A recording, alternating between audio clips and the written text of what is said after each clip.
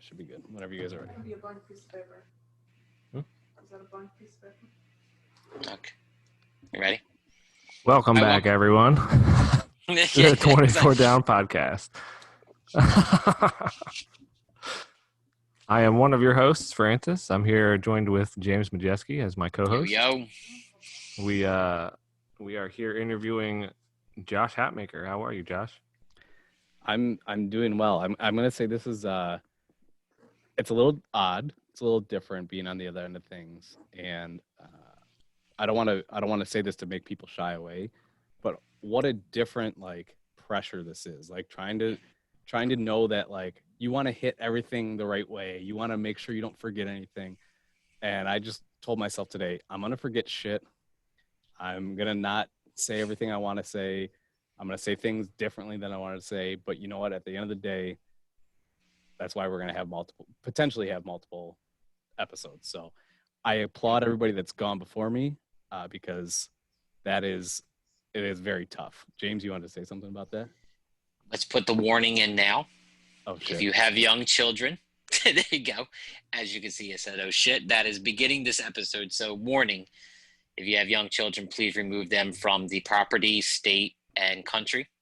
Explicit language ahead. Yeah. Do not be offended. And protect your children. I'm going to say this too. I don't think my parents know about this podcast, but I don't think they listen. If for whatever reason they are listening, I apologize. But I've had conversations with them before, and I will say this.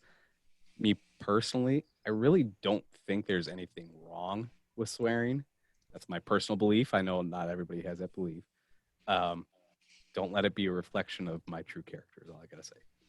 I do got to say, you sound crystal clear and very good today. Yeah, so before we really kick this off, I know I've thanked everybody a lot. But again, I want to publicly thank everybody. If you didn't hear, which I'm sure almost everybody listening has heard, some of the guys from the 24 Down group behind my back decided to surprise me, and they bought me this absolutely amazing microphone that I am now speaking on. And I honestly, I cannot thank you enough. My studio, quote unquote, setup is starting to come together really well. And I just literally, I cannot thank you guys enough. Everybody that was involved, and to the people that were not involved, I know you probably would have wanted to be involved. And even if you didn't, I still want to thank you for being a part of this 24 Down family. Everybody has a part in all of us wanting to do this. So thank you guys very much. I love you all. So. Well, we all accumulatively think you deserve it. So, but I guess let's just get started, get right into it. Hat, you spent a few years at 24 Down, lived with quite a few people, but we're all curious to see, to hear or see what went down when you left and up till now. All right. So, it was Valley Forge 2006 to spring or fall semester of 2009. I was there for 3.5 years. Is that right? Whatever. I was there for 3.5 years. So I left at the end of the fall, winter semester, whatever. And I still had, 2 or 3 classes to take. So I was like, well, I'm not going to stay on campus, pay all this money to take 1 or 2 classes, whatever it was. So I moved back home to take these classes online to finish my degree. That was probably a mistake because let me tell you how many times I logged on. The first time that I logged on when I was trying to figure everything out, and I looked at all the assignments and everything, and I was like, okay, yeah, I'll get to that eventually. And then weeks went by, and I hadn't logged on, and a few more weeks went by, and I was like, oh, I better get on that. Went on, and I was like, oh, this is not going well. Basically, moral of the story is online classes is not my thing. So I did not pass, and so truth be told, I never even got my degree. I am a Valley Forge dropout. Proud to say it. Not really, but it is. Woohoo! We're surrounded by them. Hell yeah. So anyway, I after that, I was, well, even during that time, I moved back and I was working at a record store, and it was pretty much part time. And I knew I needed to get a second job. So I started working at Meijer. For those of you that don't know what Meijer is basically a grocery store slash everything else store. So it's kind of like Walmart, just not as run down as Walmart. So I was doing third shift stock groceries. I was working, I don't know, 9 or 10 o'clock at night until 6 or 7 in the morning. On top of also working at the record store, there was my schedule. I don't remember exactly, but my schedule, if I remember correctly, was Wednesday night until Sunday afternoon. I might have got an average of 2 or 3 hours of sleep per night because I was working in the morning, afternoon at the record store, come home, sleep for an hour or two, go work at at Meijer. I absolutely hated my life. That was a very dark point in my life. I just was not happy. It was also very tough being in a grocery store that's open 24 hours a day, working at 2 o'clock in the morning, 3 o'clock in the morning when people are coming in from the bars, and it's just reminding you, oh, hey, all your friends are probably out having fun right now too, and you're stuck in here working. So regardless, I absolutely hated my life. I believe it was 6 months later, 6 or 7 months later, I messaged Gene. Well, I messaged my boss from Pennsylvania and said, hey, is there any way I could come back to work at the schools? She said, yeah, absolutely. Like, you always have a place here. Messaged Gene and was like, hey, you got an extra room by chance?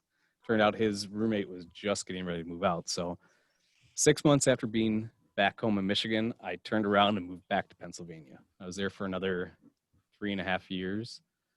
Spent most of my time living with Gene and Francis. And we lived in an apartment together. And then we moved into, Gene and I moved into a buddy's house a little while after that. So it's out there for another 3.5 years, basically just working, hanging out, drinking, doing all kinds of fun things that you do in your 20s. But I've always loved Michigan. Michigan is my home. I always wanted to be here. It just turned out that when I moved back here after school, it wasn't the right situation. I have a lot of amazing friends in Pennsylvania, all of you listening. But Michigan feels like home to me. So I always wanted to be back. And so about 3 years into my 3.5 years, I started talking to my best friend from back home, Russ, and he was going to try and get me back into this company that I worked for way before I ever went to Valley Forge. So we were able to lock that down. So I moved back to Michigan. I've been back here for a little over 7 years now, which is crazy to think of. Makes me feel old sometimes, but so I've been back home, working at that job ever since, still at the same place. A few years ago, okay, so when I first got back home, I got really involved in this thing called the Chive.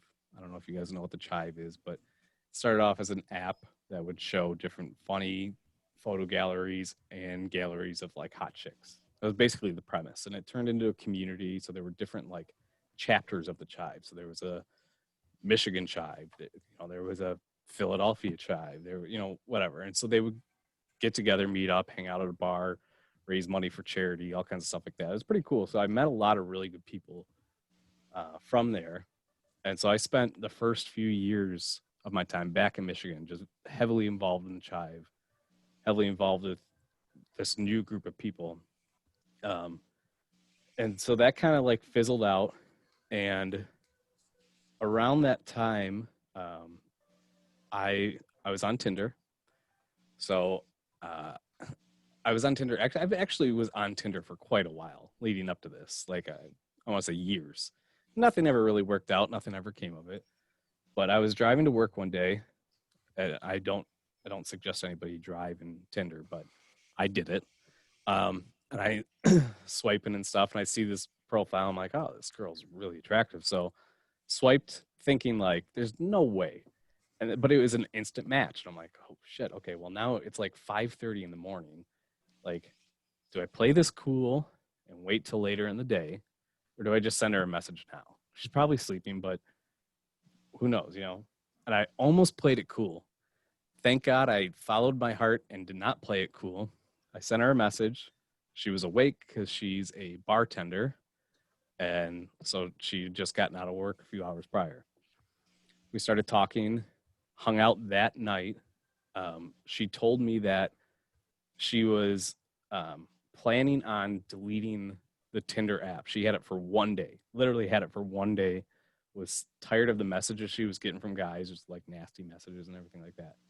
She said she was getting ready to delete the app like within the hour of when I messaged her. So had I decided to play it cool, who knows what would happen. But anyway, so we started hanging out.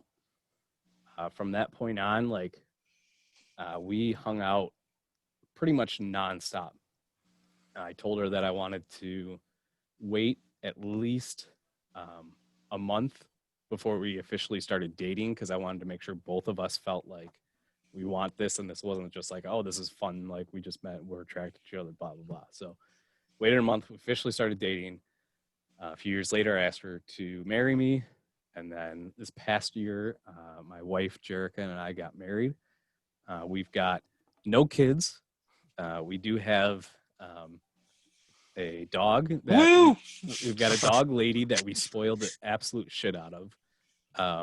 I'm telling you, this dog is more spoiled than any of your kids. Like you probably want to fight me on that, but I'm telling you right now, this dog is more spoiled.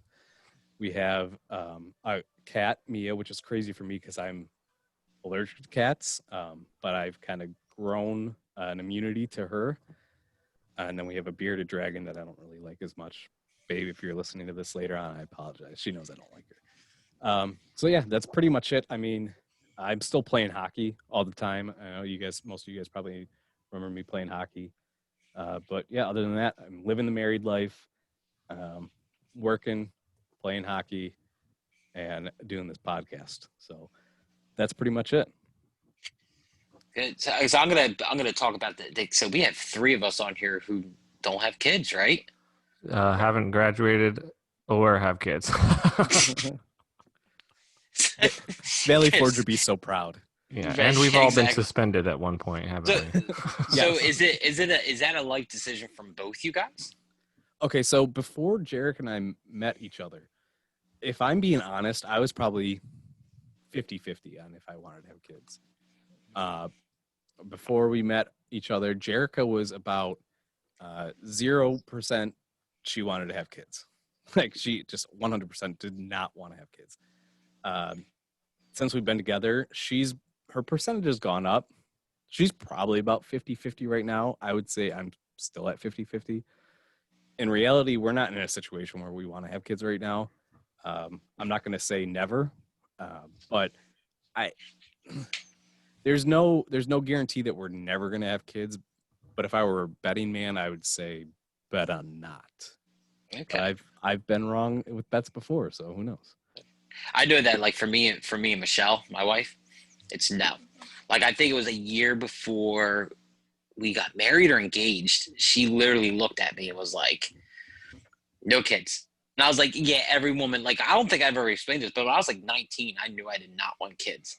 But I knew growing up that like you had the the white picket fence and the kids, and so I was like, I'm probably gonna have to, like when I meet a girl, finally say, okay, I'll have kids, right? But when I was like 19, I knew I didn't want kids. But so when me and her got together, I'm gonna say it was about a year before we got married. Yeah, she was like, no kids. I was like, yeah, every girl says that. She's like, looked at me, she's like, I'm dead serious. Like, no kids. If you want kids, there's the door. I was like, I cracked the ring open, got one. I was like, will you marry me? So I mean, like it's funny. Like people say you change your mind, and it's funny how like people. I'm sure you guys all got it. Like people will razz you about having kids, and it's like, how do you know that? Like, let's say I didn't get into like a diabetic car crash or something that like made me so I can't have kids, right? Like right. People will razz us constantly. But I think I shared on my podcast, me and her have so many nieces and nephews that it's like we could not ever even imagine because we see the hell they go through. Well, So, if you look at my past too, I mean, for 7 years I worked in 3 different elementary schools. I worked summer camps during the summer. Prior to that, I was actually technically I was an assistant youth pastor before I went to Valley Forge. I probably should have just not gone to Valley Forge because I would have had the gig had I stayed with it. So I was assistant youth pastor prior. I worked in children's ministry, like all kinds of stuff. So like if you look at my past, you would think like, oh, this guy's for sure gonna have kids. And I get it, like, you know, like Wolfie said last week on his podcast, he's like, everybody have kids, like best thing ever. And I believe him. I do believe him. But for me, like, I don't have that like desire, and maybe he didn't either. And then he had kids and he was like, yeah, oh, absolutely. So maybe I'm wrong. I'm not saying I'm right, but like my mindset is just, there's so many more things I can do. so my brother, who's 40 years old, just had his first kid. He turned 40 this past year. He just had his first kid a year ago, right? 40 years old. And the way I like how he explains it, he was like, it's where you're at in your moment, right? So whether he planned to have a child or not, right? He's like, my moment now, where I'm at in my moment, I love my kid. That's my world. That's my everything.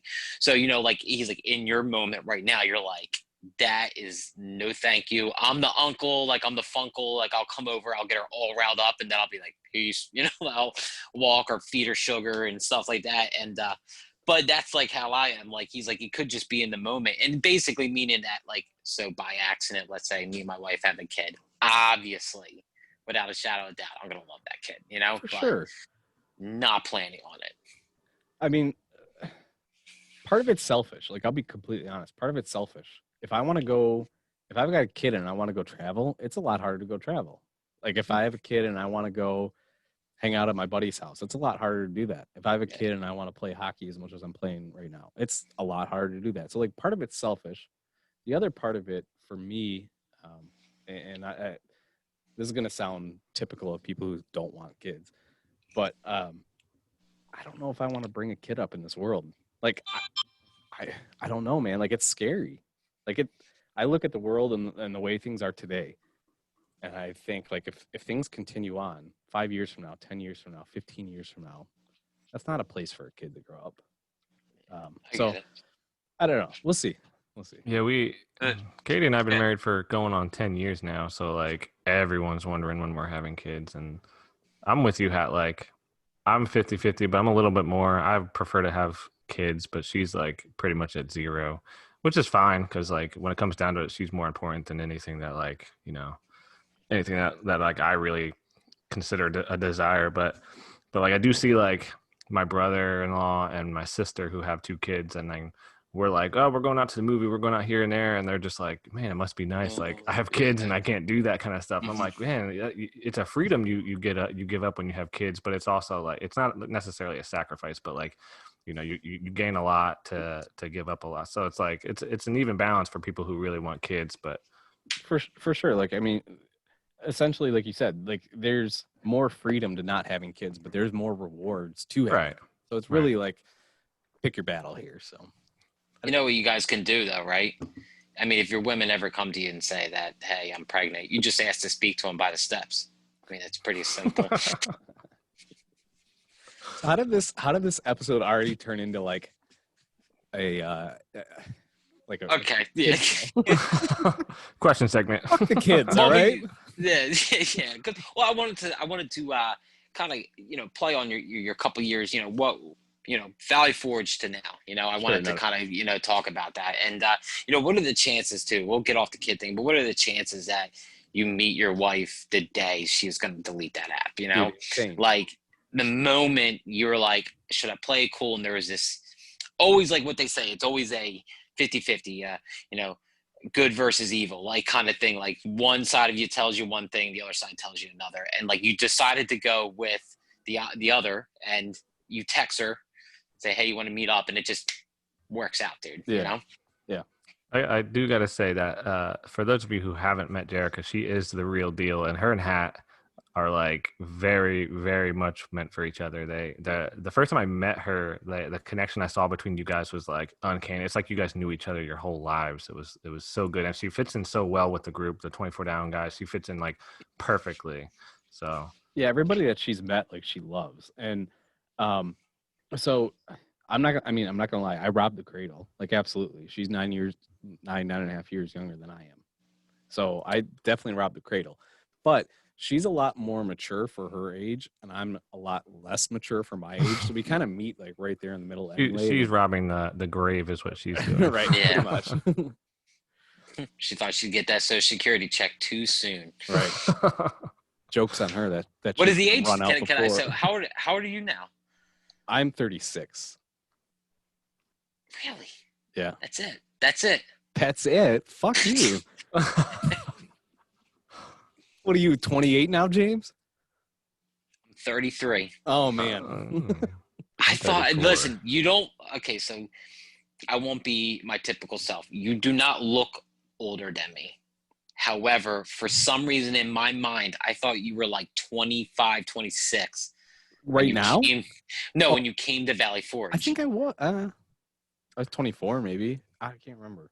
I thought you were a What lot did I older. come- I thought, like, I feel like you were like with the number I have in my head was like closer to your 30s when you came. I was I was probably like 22, I think 22 or 33. Maybe. I was older than most people that are going away to college. That's for sure. Yeah. Because okay, so I had to be 22 because I graduated in 02. I was 18. Yeah. I went to Valley Forge in 2006, 4 years later, so I was 22. So we don't do math that good in South Jersey. So how old's your wife then? Come on, James. If I'm 36, still nothing. No, nothing. It's 27. I was just joking. At least that's pretty old. That's pretty good. That's Babe, I apologize in advance if you're listening to this. You're not James- old. James doesn't mean that. You're No, not. I Old. don't mean that. He probably does mean that. Does she listen to the podcast? No. No, but she'll listen to this one probably. Maybe. I don't know. We'll see. Like, she's not a podcast person. So I don't think it's a matter of she's like, oh, I'm not supporting this. Like, she's just not a podcast person. She's very, very into music. So for her, if she's going to listen to something, she's going to want to listen to music she wants to listen to. So, but she hears a lot of the stuff that I tell her anyway. So, My wife, I think the first one she listened to was mine. yeah. And it was weird because like she was sitting like 5 feet away from me, like listening to mine, and she's like, "You should have said this better." Like, and she's so funny. Dude, yeah, she's like I told you the other night on the phone, bro. She would fit in.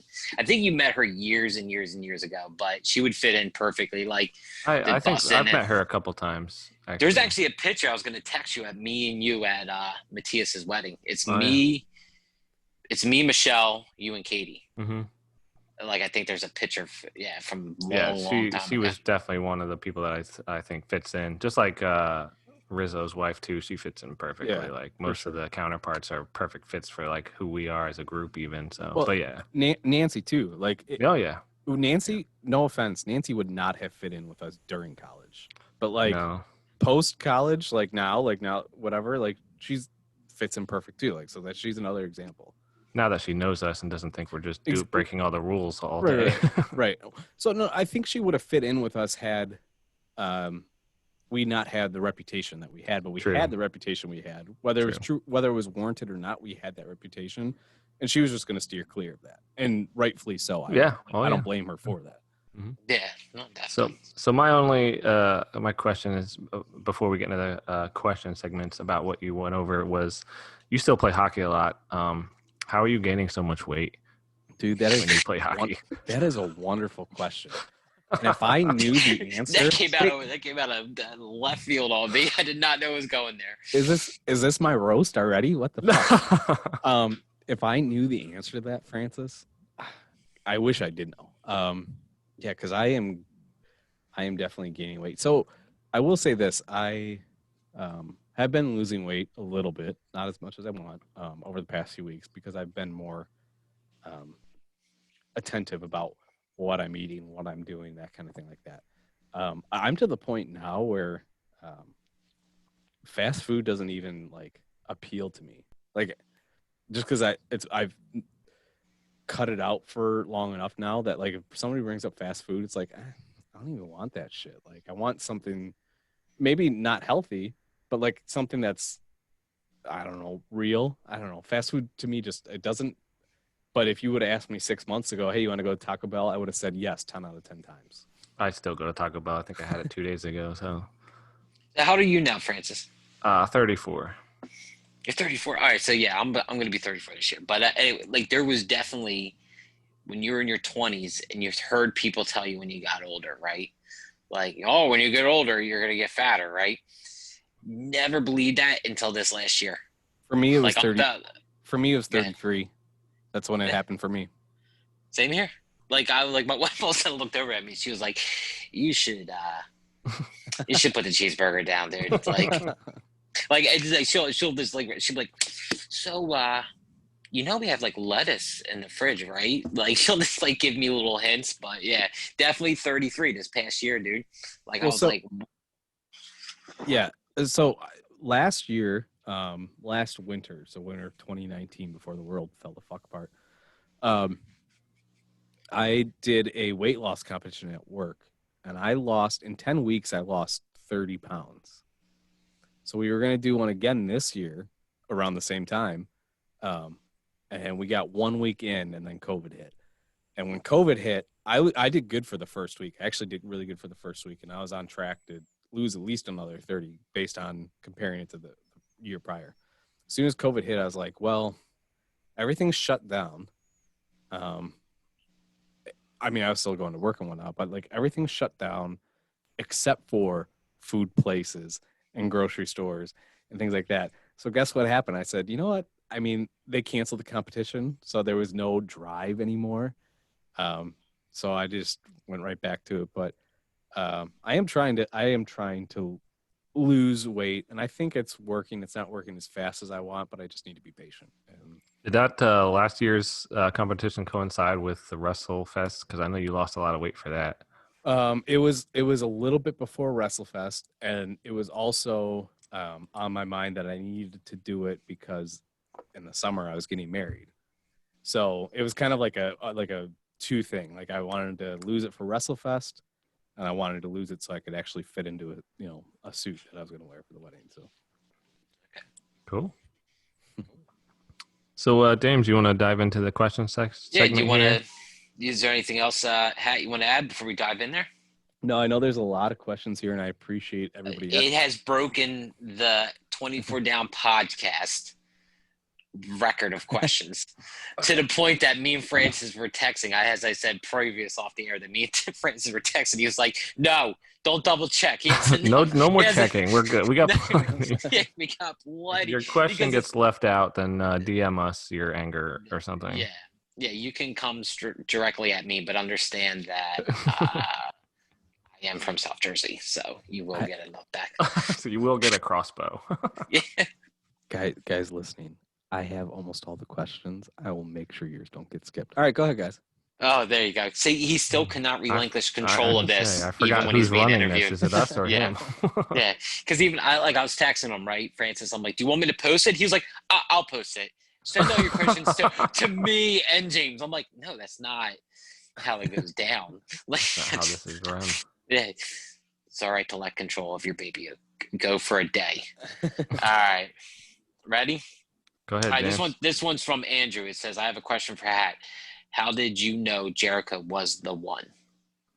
All right, so man, that's I don't remember. Is this one of the secret questions? Because I don't remember this one. It was a secret question, and I will give you a suggestion. Go in as detailed as you can if you listen to this. Or hurry up, whatever. So when we hung out that first night, first day we met on Tinder, we messaged back and forth a little bit throughout the day, and then just randomly I was like, fuck, like I don't care. I was like, hey, you want to hang out tonight? And she's like, yeah, we can, sure. Thinking that she was gonna be like, no. And she told me, she's like, the one condition is if we're gonna hang out, she's like, I'm bringing my dog with me. I was like, wow, fine, I don't care, whatever. And so we hung out, and just the there was an I mean people you hear people talk about this and you see it in movies and you think it's not real and I'm sure everybody that is married has a similar story. But we had this legit instant connection. We were that first night, there was no awkwardness. We were hanging out, we were talking, we were cracking up, we were getting to know each other. Um, there was nothing sexual. It felt like uh, we just connected in such a way. And I, this is gonna sound crazy, but from that day on, I think it was 6 or 7 months, maybe 8 months, somewhere along that line, we went seeing each other every single day, at least for like some little portion of the day, um, which is kind of batshit crazy to even listen to myself say that. But we never got sick of each other.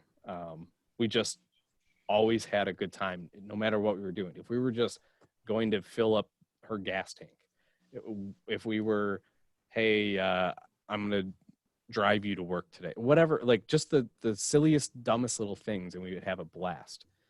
Um, to this day, I could probably count on one hand how many fights that we've had, and they have all been resolved within 30 minutes.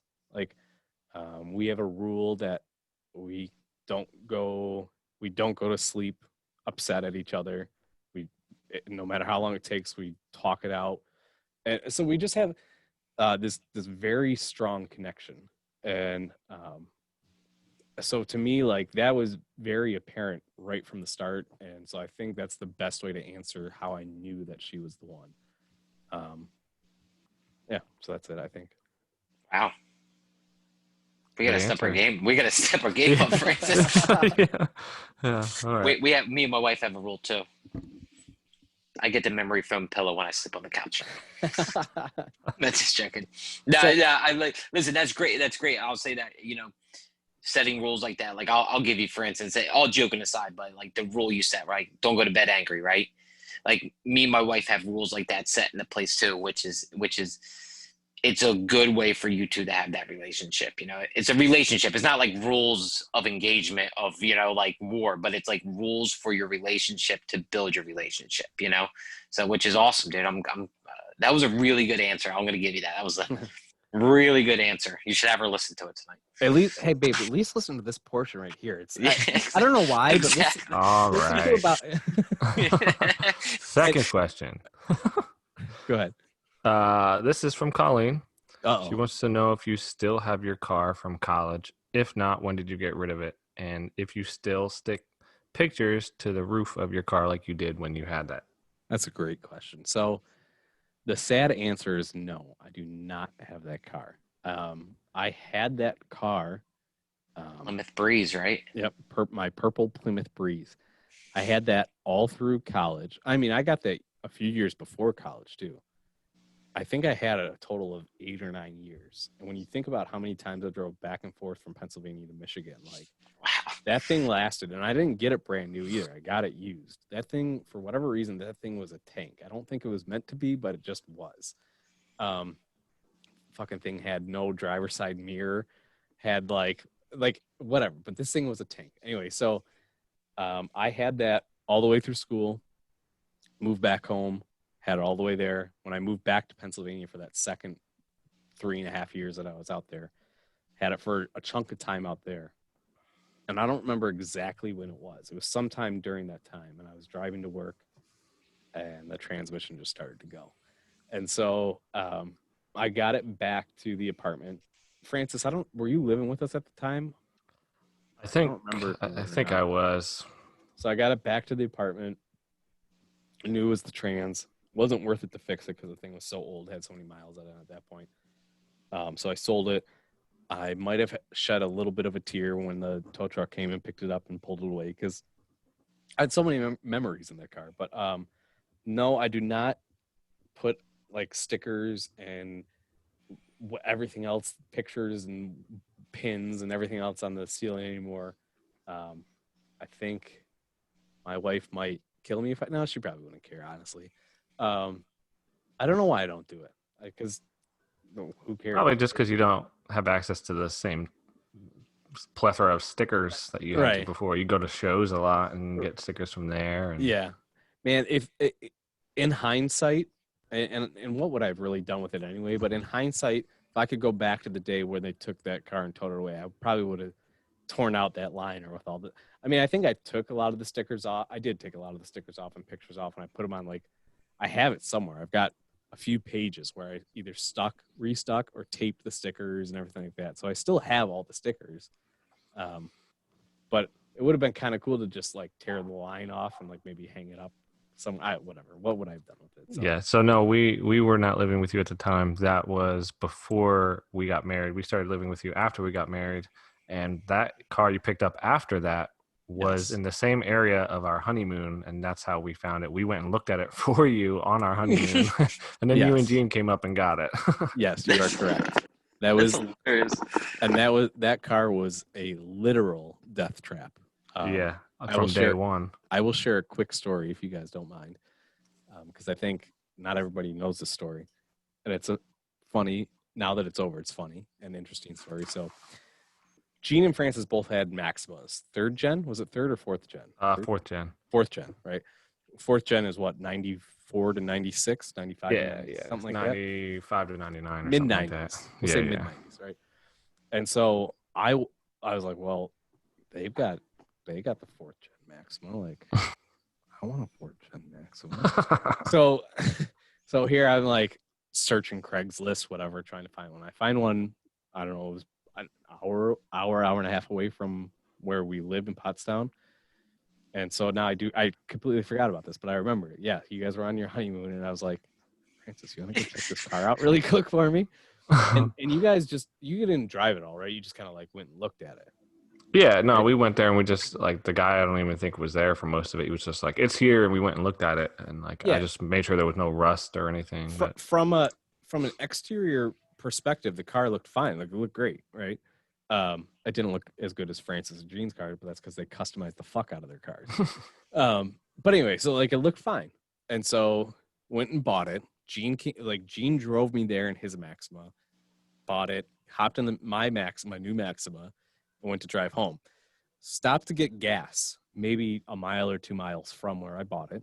And then the highway, I don't even remember what highway it was. Francis, do you know? Whatever. probably 80 or 78 or Something like that. Get on the highway, right off from the gas station, heading back to Pottstown.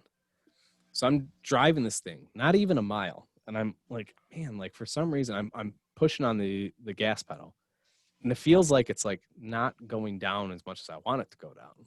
What the fuck's going on with this? So I was like, well, maybe if I just like push it a little bit harder. So push a little bit harder, all of a sudden it like snaps down into place, and it's locked down, like to the floor, locked down. So now I'm in this Maxima, and the car's just accelerating and accelerating and accelerating. And I'm like taking my toe under the gas pedal, trying to like lift it back up. Like nothing's working. I'm panicking now, not in my right state of mind, whatever. So I am like, what do I do? What do I do? I'm on the brake now, full out on the brake, off my seat, like leaning like off my seat, holding the steering wheel with all my weight, trying to like hit the brake, not really slowing down. And I know there's like a construction zone coming up in 1 mile where everything merges into one lane. I'm like, well, I'm fucked. So I called Gene while this is going on. Somehow I'm still like holding the brake column. I was like, Gene, like, here's what's going on. What the fuck do I do? He starts freaking out too. To me, it felt like 15 minutes. It was probably like 30 seconds, if that. Gene was like, oh, why don't you throw it into neutral? Well, I didn't think of that. I don't know. Probably because I was just panicked. So I throw it into neutral, and I was able to get it to stop. Literally maybe 20 feet from where it merged into one lane, and I was able to pull off to the side of the road. Because my options were rear end somebody or sideswipe some trees off on the highway and hope to slow it down.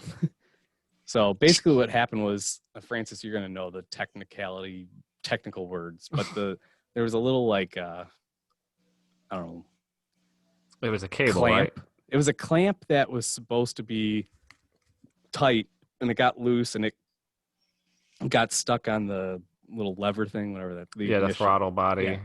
So it Made got the car stuck. go zoom, zoom, right? Yeah, basically. Yeah. And so that was crazy. And then after that, it was just problem after problem with that car. But Yeah, I do want to get Gene on here because his perspective really, like the way he told me what happened. I'm not going to say it because he portrayed it very, very vividly. So I wasn't even there, but I see it from his perspective, and it's just so funny. why is Hat speeding up? You know, that car question, Colleen sent that to me.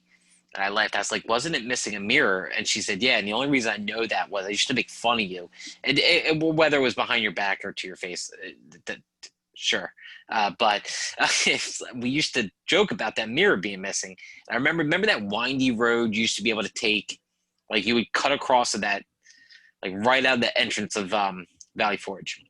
And you would go back past the, what was it, the VFW or whatever back there, or what was back there? I forget, but it was a windy, yeah, it was a windy road that would connect you back on the 23 further down. Yep. And I remember joking, and I actually ended up taking off my passenger side mirror and realizing, like, I was like, it was a 94 or 92 Maxima I had, 94 Maxima, Nissan Maxima.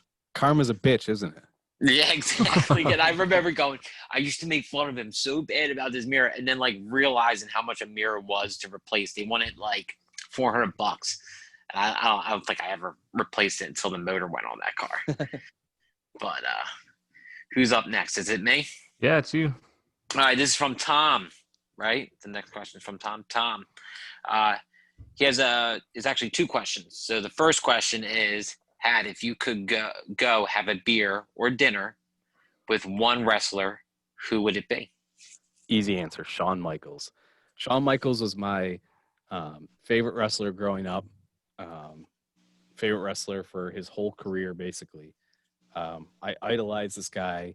He later on, or halfway through his career, maybe a little more than halfway through his career, became a Christian. And so like then I had like that too. I was like, yes, like not only is he my favorite wrestler, he's a Christian, whatever. But that guy, he's been around so much that like it would be so cool not only to sit down with my childhood hero, childhood / young adult hero, but to pick his brain and like hear stories from the road and everything like that. So easy for me, Shawn Michaels. So he has a second one, if you're done. Yep. So the second one, which I was surprised that we agreed to say this one. So I just want to put a little plug in. There was a lot of who was your favorite questions, right? We talked about, and we saw online, and basically Hat gave a good answer to why he will not go into every single who was your favorite, mainly because he had a special moment with every individual on the floor. And to pick a favorite was just something he didn't want to do, right? It's just, yeah, exactly. And we're going to respect that because this is the man who brought us back together. So he's the godfather of the 24 Down podcast. Now, okay, the podcast. Okay. I was going to say Boot podcast, yeah. No, of the podcast, yeah, Okay. of the podcast. So number two was, who was your favorite hookup out of all those Christian thoughts? Okay, so you know what that means, right? yeah, That hoe over there. I'm not fucking sheltered, James. I don't know. I heard Michigan is a bad area. Okay, Jersey. So, all right, this is why I chose to answer this question, because believe it or not, well, first of all, I wanted to say, what do you consider a hookup?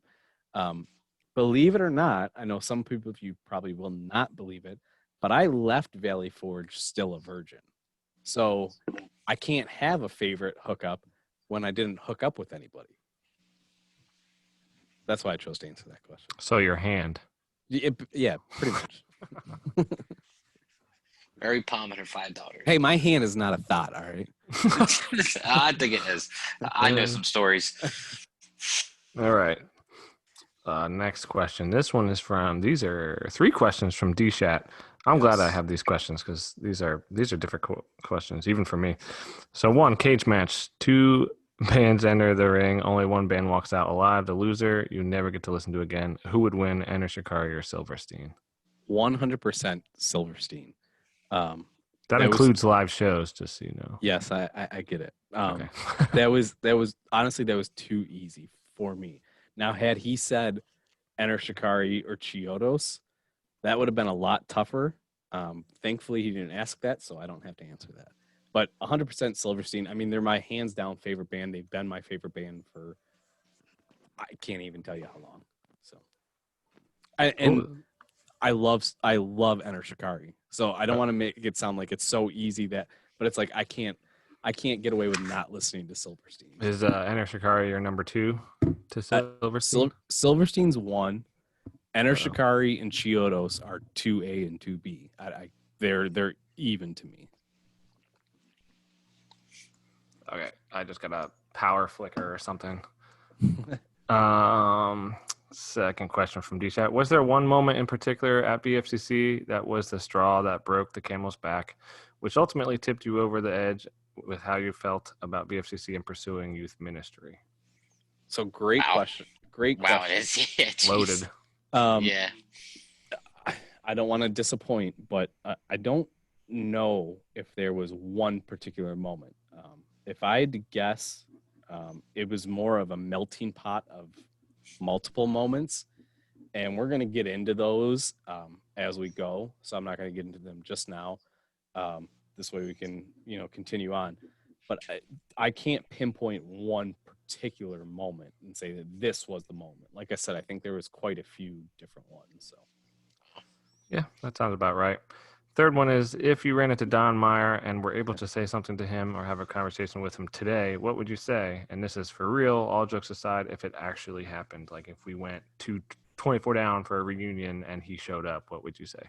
Okay, so before we go into this, I thought you were going to drop the F-bomb. Be like, I'm going to throw out a little, I'm going to peel back the curtain a little bit and let you guys know a little secret, especially those of you watching on YouTube. I've got a sheet for this one here because I really wanted to clearly answer this. And so I was like, you know what? I better not go off the cuff. I'm just going to write down in my head, write it out and really think about it. Well, guess what? I literally started typing and didn't stop typing. So I probably could have done it in one shot, but let me read it. Maybe it's not going to sound as genuine because I'm reading, but so I'm assuming in this scenario, he's forced to listen to everything and he can't walk away. So everything I say, he has to listen to. At least that's how I'm assuming it is in this scenario. So I'd start off calling him Donald because he doesn't have my respect enough to call him Dr. anything or even Don for that matter. In all honesty, I think I would try and remain as calm as possible and not full out attack the asshat. But something along the lines of, Donald, I need some explanation from you on a number of things. First and foremost, aside from the very generous portion of the funds you took for yourself, where the fuck did the money for tuition and such really go? I know a lot of people, myself included, were in such high debt coming out of college that the sheer dollar amount alone, you would think that we went to some high-end Ivy League school, when in reality, we went to a very small school with almost nothing up to date, living in buildings that were essentially crumbling. Next, I sound like a politician at this point, I think. Whatever. Next, I would like to know why most people on your ministry teams or sports teams were given multiple free passes when it came to rule breaking. But yet those of us that were there strictly to learn and better our lives were on a very strict one and done policy. Lastly, and most personal to me, why were you so judgmental based on appearance alone? Myself and another student, this is D-Chat for you guys listening, stood in the line for food. So basically, I kind of went into the story a little bit. There was a welcome back party the one year, and there was a line for the buffet food, whatever. It was outside. Don Meyer started at the very front of that line, and he stopped at every single person, shook their hand, greeted them, talked to them for a minute, welcomed them back to college. D-Chat and I we're watching. We're halfway back in this line. So we see him go through a few hundred people. talking. Every single person, right? So back to talking to Don. So you went to every single person until you got the two of us. You gave us a very demeaning look, didn't say a word, and walked right past us to the people immediately behind us, as if we had leprosy. You know, the disease that was much more prevalent in your prime. Yeah, okay. For one of us, that was a big portion of their walk away from ministry. For my friend, D-Shat, it could have been the same story for him. Thankfully, he was able to get past that and has gone on to do some amazing, incredible things in this world for the kingdom of God. You could have killed all of that before it even started because you're such an out-of-touch old man piece of shit who doesn't even deserve the same room with a guy like D-Shat. I know what I'm about to, I hope what I'm about to say rings in your mind until the day this world is a better place because you're no longer here. Maybe you should have been more concerned with building up students to continue their calling for God rather than corruptly building up your fucking bank account while playing favorites with people that did worse things than have tattoos or watching an occasional R-rated movie. I'm so thankful that neither of us turned out like you. And more than anything else, here you go, Tom Rizzo. Fuck you, Donald, you old ass piece of shit. It's the perfect answer. First of all, that's the father to me and Mikey Evans. Sorry, James. So wait, you said no longer here. Is he passed? No. When he's no longer I said here. when Okay. I heard no the longer world be a better place when he's no longer here. because I figured it'd be like almost like a witch's curse. Don't When the witch dies, the debt goes away. I was hoping for that. Be honest with me here. Did I go too far there? Well, it's done, so it don't matter, does it? I mean, I don't care. I'm not apologizing for it. I just curious if I no, went too far. I don't care. All right. Next question. We've sent out the warning. We did. Way in It the is beginning. explicit. Also, I might have in that rant, I might have just killed the chance of ever getting an actual faculty staff member on this podcast. So I apologize. Ooh, can you do like a 30-second segment like After Dark? Without podcast, the missing, like the missing recordings, Sorry, Francis, go ahead. Yeah, you're good. Oh, was that the done of? That was the end of yours? Okay, so all right, yep. Let me see, because there was some. This is from Junior, Oh boy, here we go. who has a multitude of questions. So first one: have you ever truly sucked it? No, that's Junior's job. PL. I didn't know he was back in Jersey. Oh yeah. And for Junior, I don't know if he knows this or if even his wife remembers me, but way before Valley Forge, probably actually the year or two before I went to college, me and his wife went on a missions trip to Mexico City. That's how I actually know his wife Okay. from 2004, 2005. She'll know probably the date, but it's weird. I actually have old like pictures from this mission trip we did with the Ames, which is the Assembly of God. Right.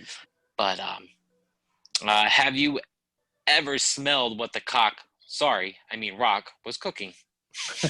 So Francis knows this. I absolutely hate The Rock. And all he's cooking is overrated wrestling talent. That's all I have to say about that. This has got to be my favorite one. I don't have a good answer for this one, but go ahead. Have you ever Ric Flaired after sex? So you would think that I have, but I have not. I'm not afraid to admit I think I have. I might have had a few too many and then been like in the mirror. So you didn't woo? You didn't like chop her and then woo? No, Okay. it wasn't a slap. Well, that's good. That's good. Yeah, but so I gotta. So She's sitting right next to me. Jimmy Superfly Snuka. Yeah. Oh yeah. So his stepdaughter or daughter rear-ended my friend years ago. About 3 or 4. He actually lived in like around my area, So like Echo, he's got like South Jersey. Yeah. he's got a daughter that's in WWE right now. Nah, this was some like South Jersey Echo kind of. Maybe it was a girlfriend's daughter. Yeah. So this chick drives into a gas station and rear ends my friend. And so I know you were big in wrestling, but really for me and my buddy, it was never a thing when we grew up. So we're not into it. So this girl will not get out of the car, and she calls her mom, who shows up with Jimmy Superfly Snuka, and gets out of the car, and he walks up. Now, at this point, he is not what the man he was, you know? Right. But my right. buddy said he had like 8 knuckles to his hand. Like his hands were massive. And he like shakes his hand, like his hand can wrap me. He was like, "Hey, I'm Jimmy Superfly Snuka." And all his response was, "I don't give a shit." She ran into like, because he didn't know who he was. He was like, so he signs this picture, right? Jimmy, back from what, the 80s, 70s, 80s. He signs this picture, you know, Jimmy Superfly Snuka. And then, you know, gives him this thing. But it was this funny story about how, like, they asked him not to call the cops because who he was. I'm famous. And he's like, "But I don't know you, and I want my bumper repaired." And it was like an old truck that he just kind of let go. But years later, he ends up getting, like, locked up for admitting to Yeah, for killing something. he girlfriend, killed, right? He killed his girlfriend. And Fucking admitted guy's to crazy. it. He could have fucking killed you, James. Yeah. I wasn't there. I'm Oh. good. Oh well, that's. But you are technically, it was my buddy James. So Yeah, that's what I meant. Yeah. James, You, your buddy James, if you're James. listening. I'm gonna listen to. I'm good at our. Yeah. All All right. right. Something. Next questions. Yeah. Let me see.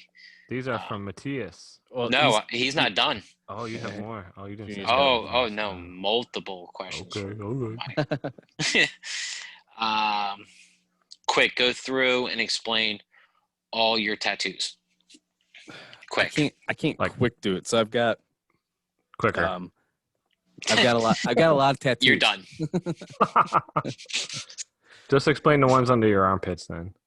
I've got a smiley face and a frowny face under each side of my armpit. Francis also has a smiley face and a frowny face under each one of his armpits. Gene also has a smiley face and a frowny face under each one of his Really? armpits. We all tattooed each other. So I tattooed a. I remember this. What did I do on you, Francis? You did the frowny face on mine. So I did a frowny face on Francis and a smiley on Gene.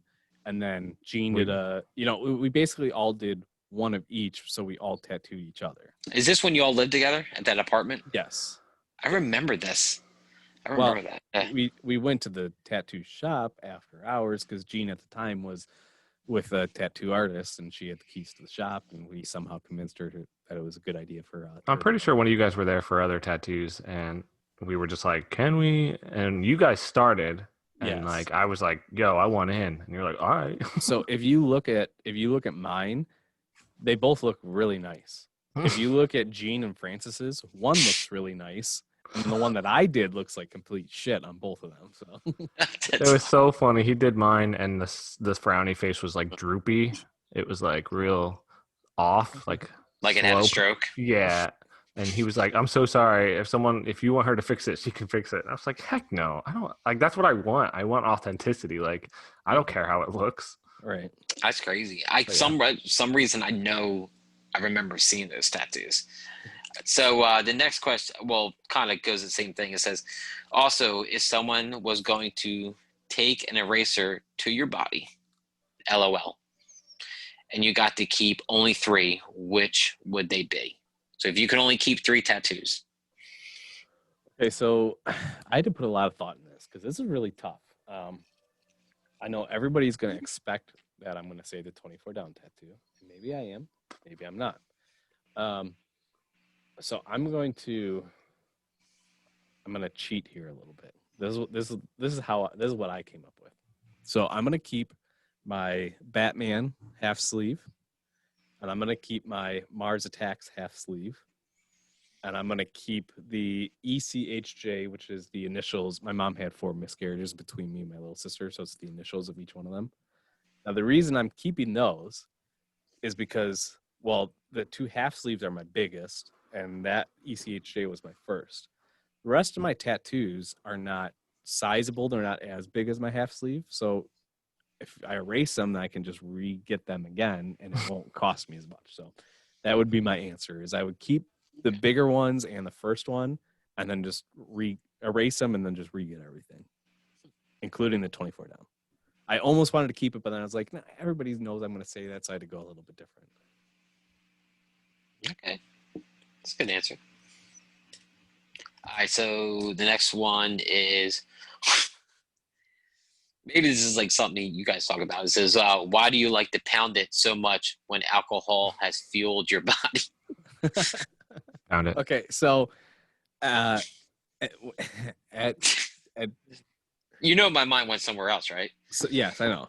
So there was a wedding that we were at, and basically I got really fucking shit faced, and so every time I left to go to the bathroom or go up to get another drink or go whatever I was going to do, I would get up and I'd be like, guys, I'm going to the bathroom or I'm going to blah blah blah, pound it, and I would just like give a fist bump. And I don't know why. The only thing I could think of is my personality is like I always want to be like as friendly as I can be with everybody. So like, hey, I'm having fun, I'm having a blast. Hey, yeah, this is great. Hey, I'm gonna go do this, but hey, pound it. Like we're still having a blast. I don't know why I do it, but yeah, I don't know how. I don't really do it that much anymore that I know of. But yeah, so that was the story behind that joke. We just got to get you drunk to figure it out. Yeah. All right, Junior, we have to work on that.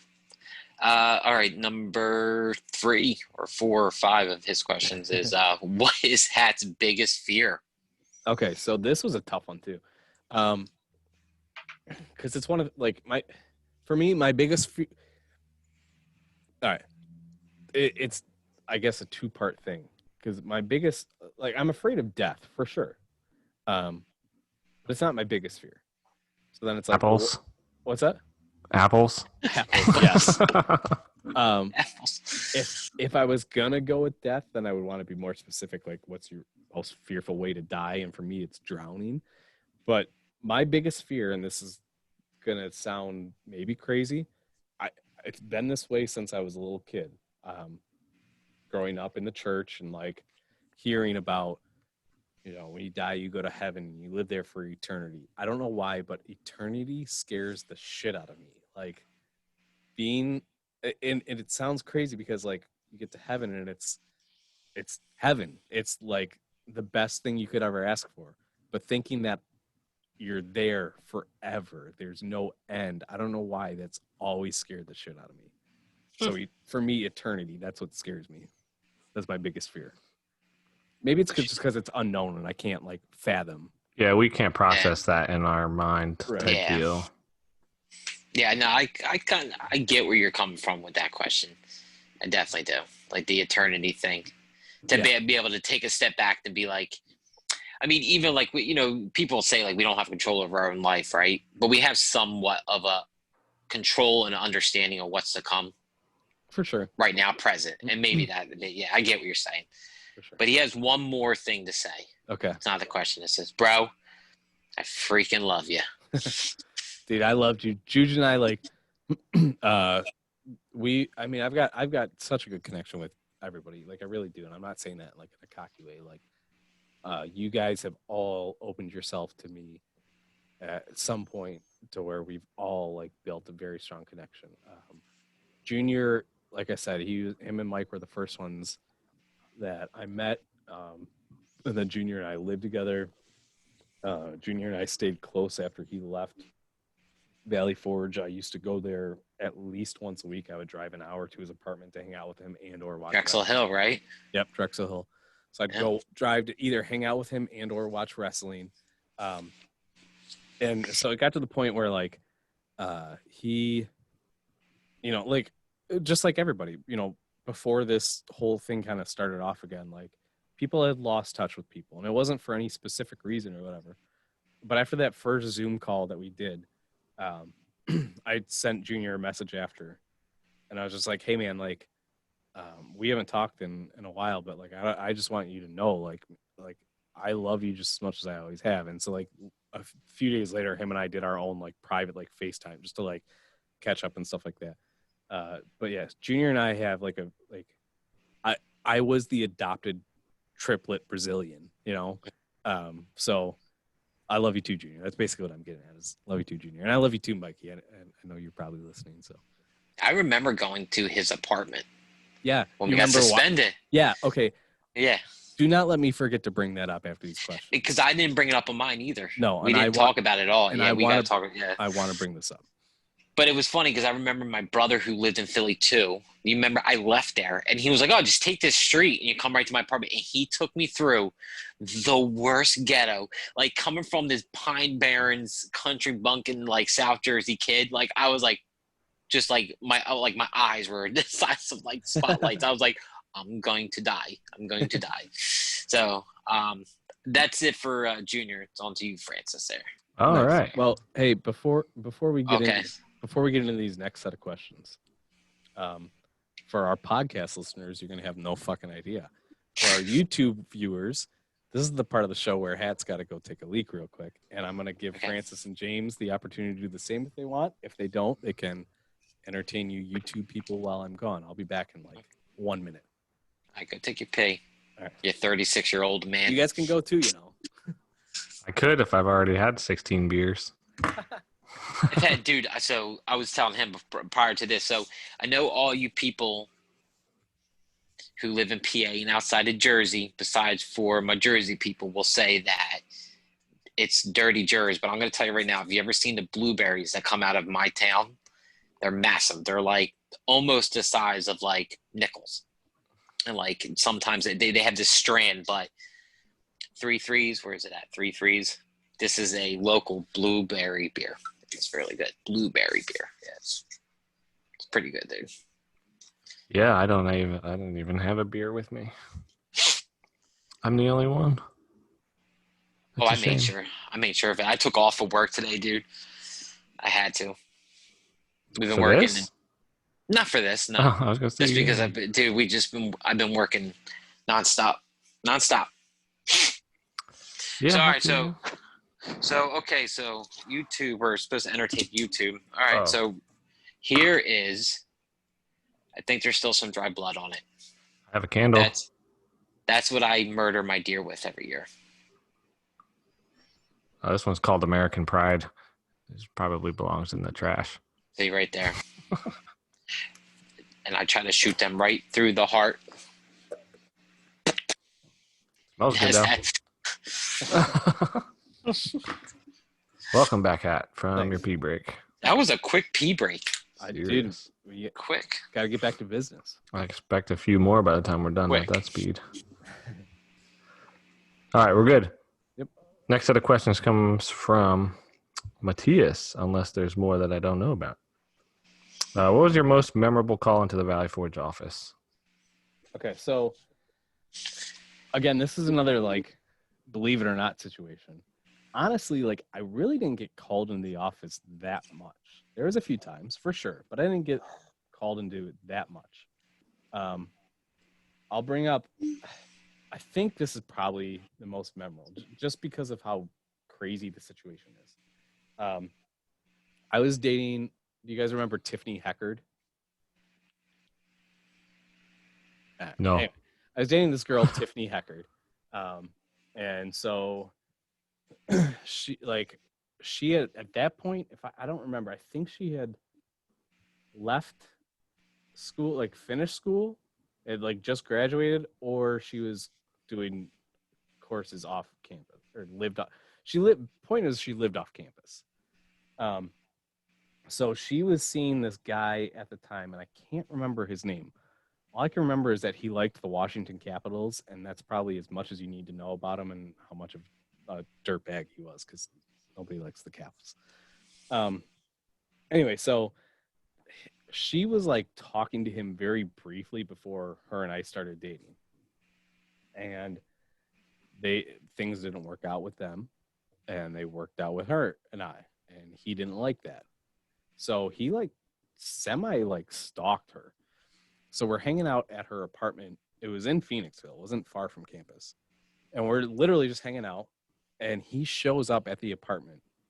And I don't know if we had the door unlocked or if he had a key somehow. I don't remember. But literally he like walks into the apartment like while we're hanging out.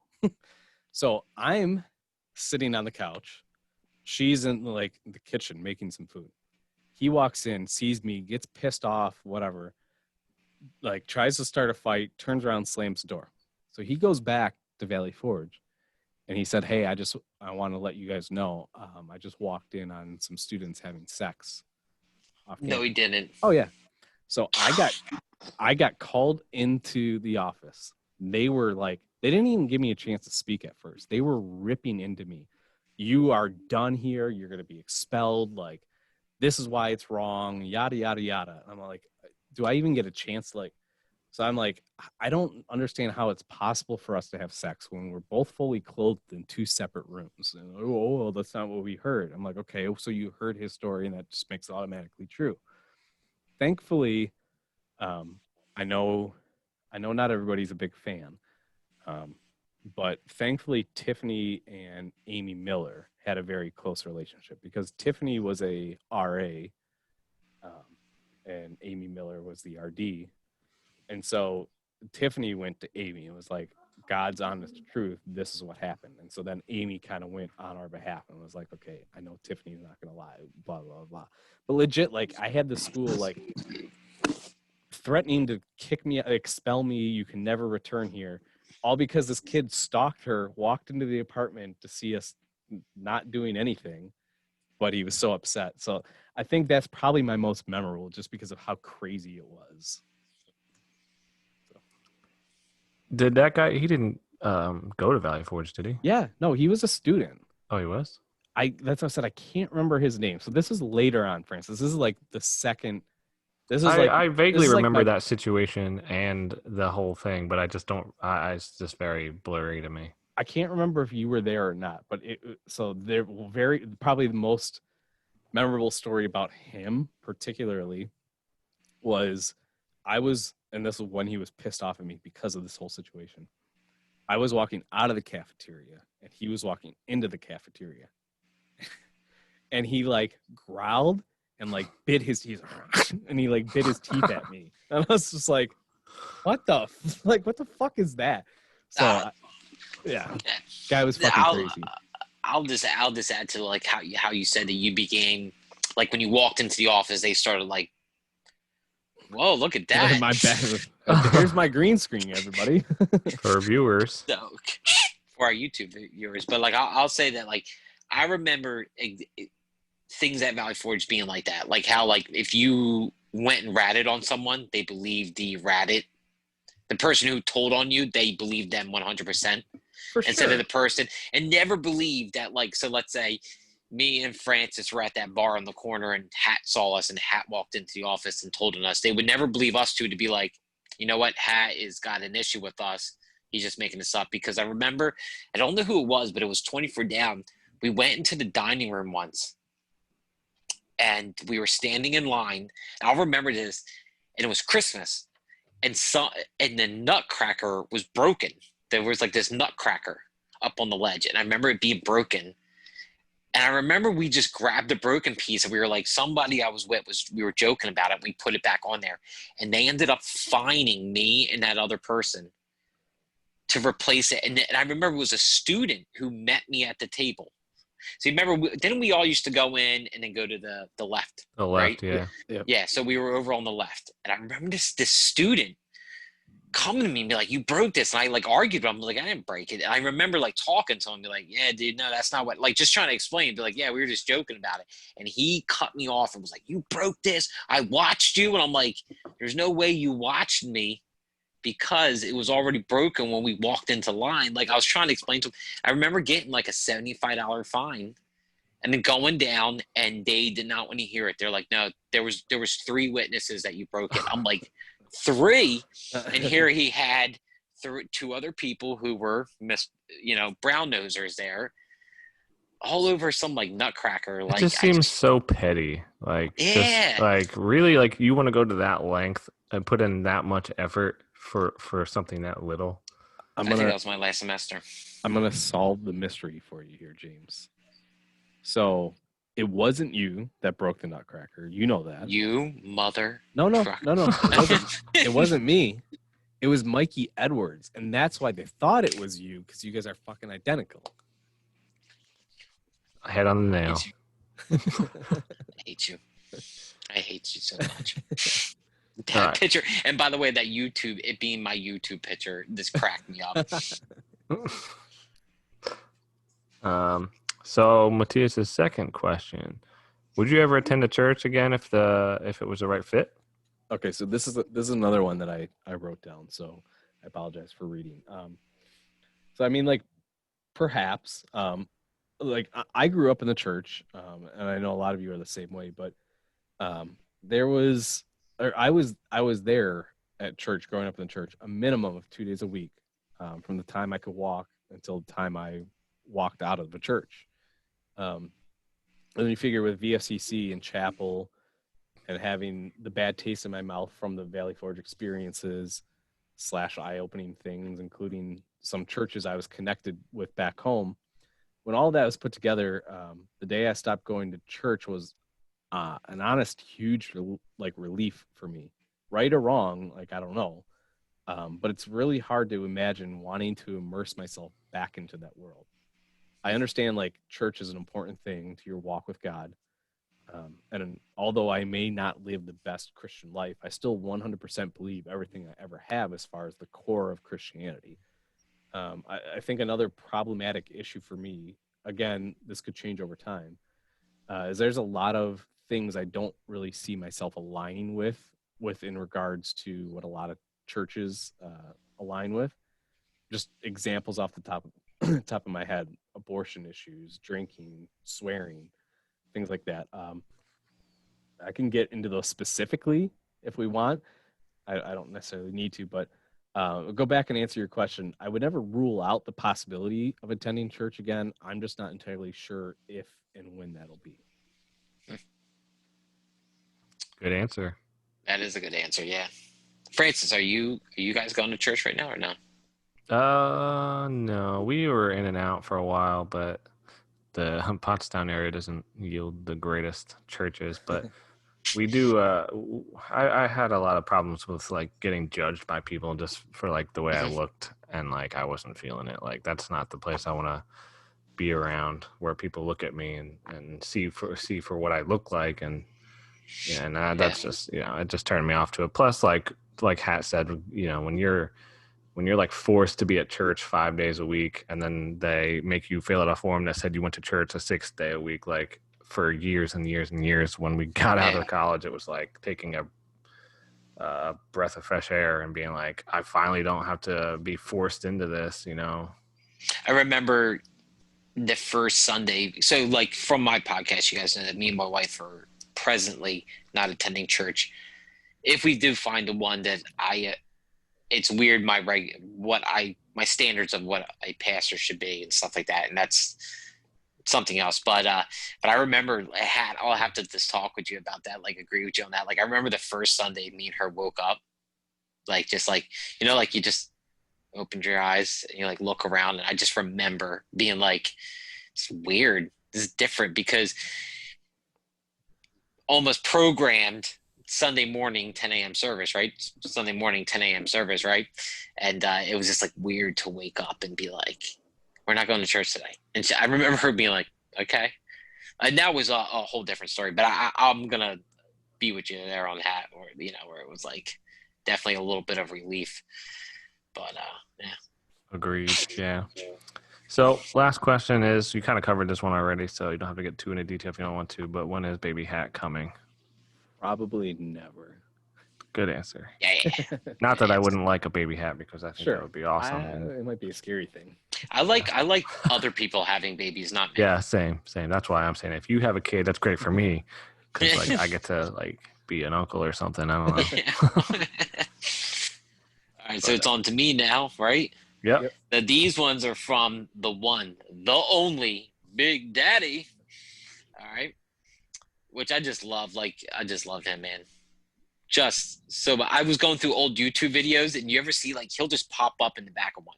Like there's this one where everyone's in the hallway, and they just zoom up, and he's going into one of the bathrooms just smiling. Right. That was like, I just laughed at that. But all right, so Hat, how has the 24 Down reunion been? Oh, my phone just shut off. Making you feel? Okay, so this is another one that I kind of like wrote out because this is very important to me. So it's awesome. I was sharing a few things with Wolfie last week about how I feel like incredibly lucky and honored because while most of you have to wait till I edit and put these out in the various forums, podcast, YouTube, etc., whatever, I'm getting an instant conversation and hanging out with everybody. I was also telling him how I get equally excited, which is very excited for every single one of these, but excited for different reasons for each one of these. I'm incredibly excited for Francis's episode for a completely different reason than I'm incredibly excited for James' episode. But I'm equally as excited. So someone recently asked me what made me start doing the podcast. And I know I had the idea quite a while back to do something like this. I didn't know exactly how or what at the time, but I knew I wanted to have a 24 down pod one way or another. But to be honest, that just sat in my head as an idea for a year or two. The person who I don't think gets enough credit is Gene. That first Zoom call, we are talking, and Gene said something along the lines of like, man, we should do a 24 down podcast or something. And although like I had that idea sitting in my head, I wasn't doing anything about it. And it was his quick comment that was meant to be just that, a quick comment.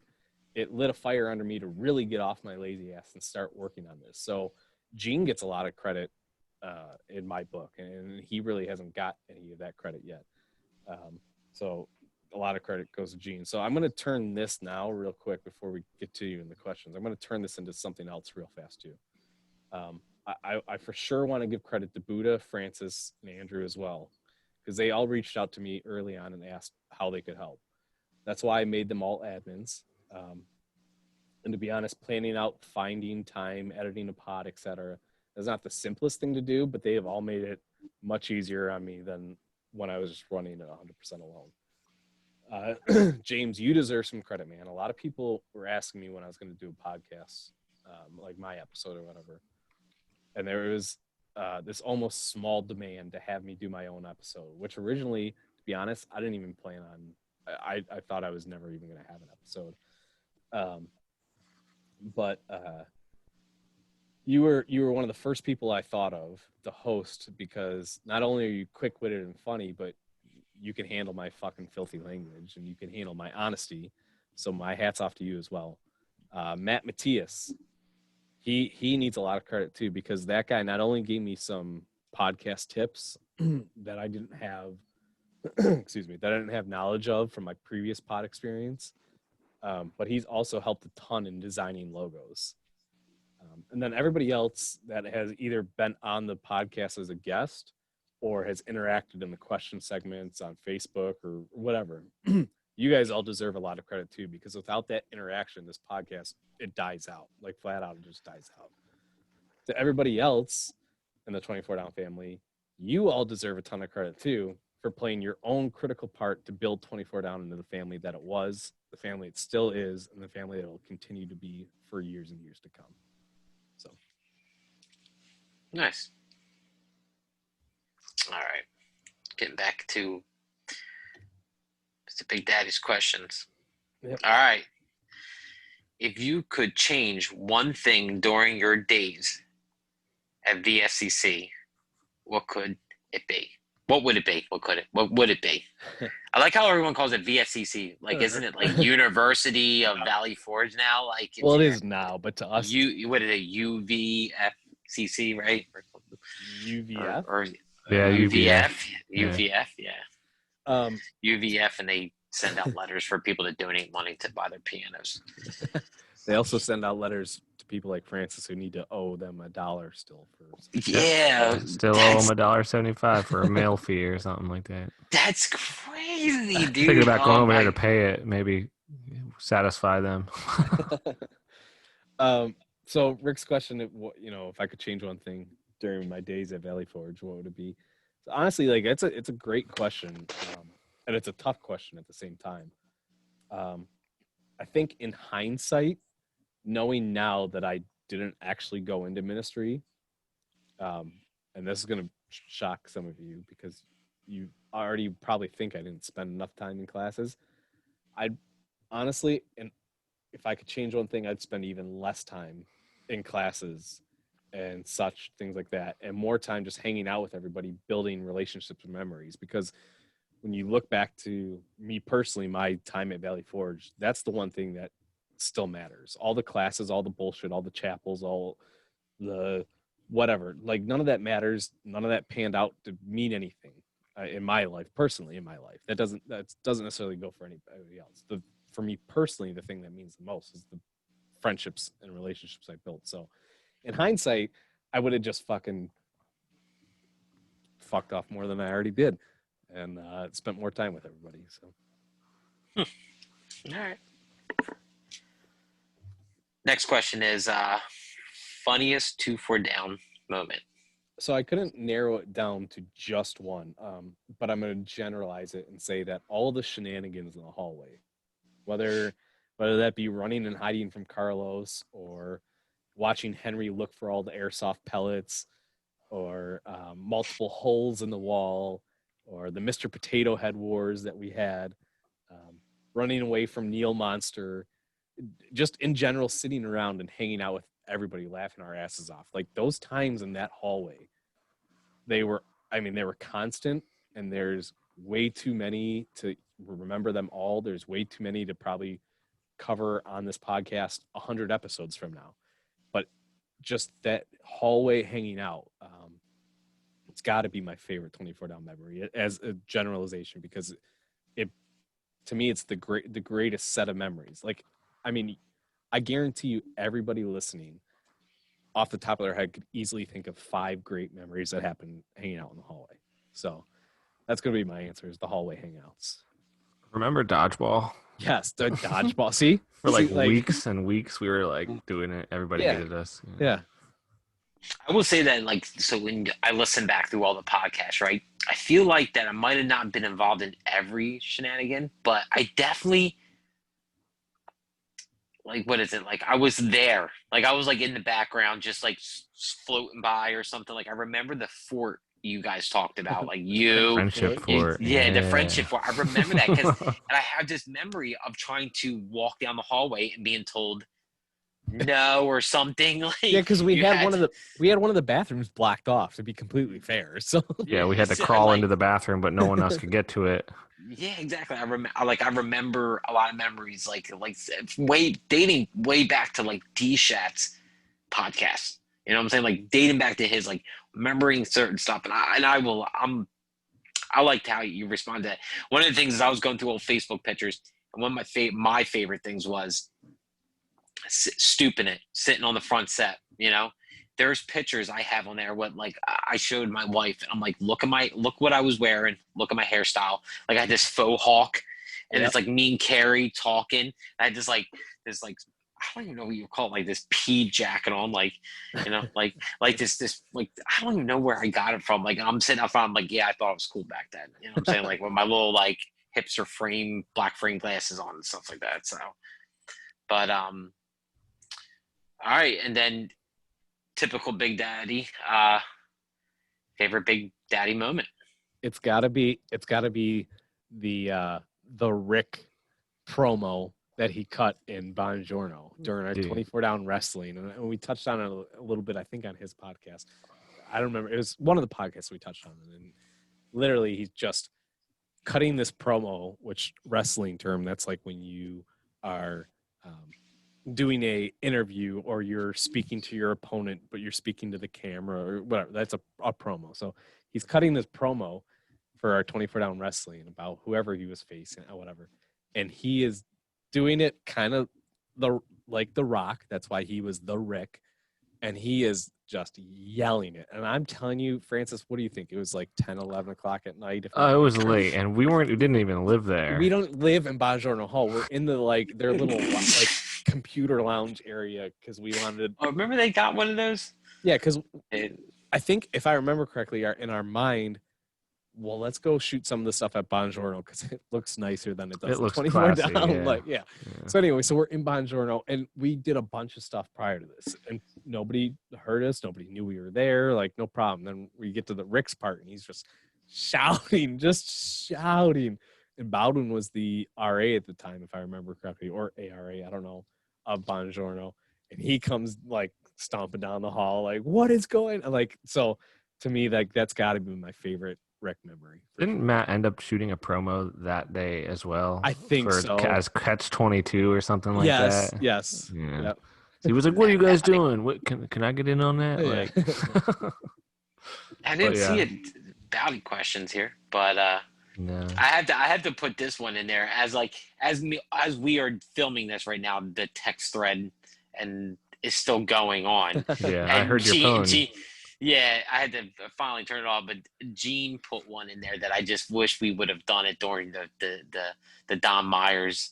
Oh yeah. You can still do it. Rant. we can but- revisit. We can so revisit Gene- Donald. Yes, we're revisiting Donald, my father to me and Mikey Edwards. I'll send you a case of beer if you say I love Don Myers. Not worth it. Fuck Don Myers. Not even like a microbrew beer. Nope. Like it's like $100. I think, Gene, I I love beer, and I know you would definitely send it to me if I did it. It's not worth it, and if anything, you're probably just gonna piss Tom off more because I think he's drinking every time I say this. Fuck Don Myers. All right, Fritz, it's on to One you. thing about Rick, when we were talking about that, that was the last, that promo he shot, I think was the last part of the wrestling he had with us. Yes, Because first I- and last. I remember he was saying how we wrestled. He was telling us, and he was like, "It's real, right?" And we're like, "No, it's fake." And he's like, "Well, when I do it, it's going to be like real. I'm going to do real things." And he was like, much bigger than us. So we were like, maybe that's not a great idea because he will actually hurt us. I think we like very quickly killed him off in the storyline, Yeah. which worked out fine because I think if I remember, he was getting like baseball season was about to start Yeah. anyway. So yeah, It Rick worked I- out, but we were we- afraid, Rick. Yeah, we apologize for killing you off so quickly, but yeah, we were just afraid. So before Francis goes on, I'm going to take my quick break real All quick. Just a couple seconds. Francis, do you need a break? Thank God he's gone. Can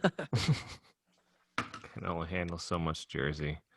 No, I don't need a break. I'm not drinking beer right now. I'm not drinking beer either, just seltzers. Wow. Is it plain seltzer? Is it like seltzer water, basic? No, Or it's you hard. like White Claws? It's like a White Claw. It's Vizzy. It's better. This Yeah. episode brought to you by Vizzy. This episode brought to you by White Girls. Listen, it's not because it's a white girl thing. It's because I'm a fat ass and I'm trying to lose weight. Less calories. Yes, exactly. There is only. I thought it said it on here. I don't know. I want to say like 100 calories. Yeah, there's only 100 calories in these suckers. Do you actually enjoy them though? Like, do you enjoy Honestly- the White Claws and stuff? Honestly, yes. I used to not, but honestly, yes. And I don't know if it's because that's all I've been drinking because I've been trying to cut out beer, but I've started to enjoy them. I'm into the red stuff right now. Red's lemonade. Like they have like a bunch of different stuff. It's pretty good. Nice. Well, hopefully that was entertaining for you YouTube viewers. Well, James. If not, we'll cut it out. Well, we can't cut it out of YouTube. It'll be cut out. Okay, of that's fair. Yeah, podcasts. yeah. So Oh, welcome. God, All I he's heard back. was cut it out. Or cut it out. Cut it That's all I out, heard. James. All right, we're back. Next set of questions is from Matt Wolf. Glad to see that he's joined the podcast page, and Yeah. eventually we'll be on it. So, number one, best Guitar Hero moments. So it's really hard to beat that first concert that Tom and I put on, specifically because it was launched it launched so many future memories.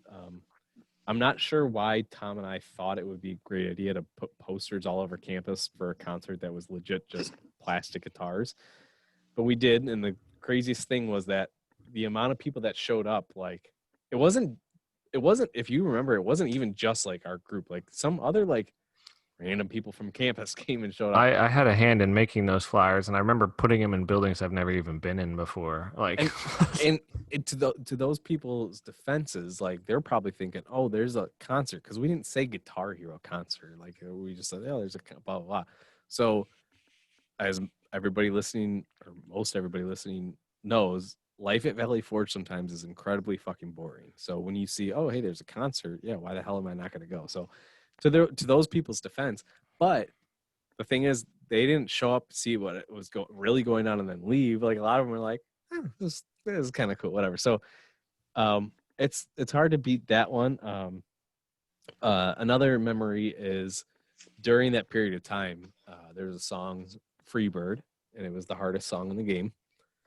And I remember you had to play through, it was almost like a story mode. So you couldn't just go play Freebird. You had to like beat this song and then this song and then this song. So I worked my way up, and this is on expert.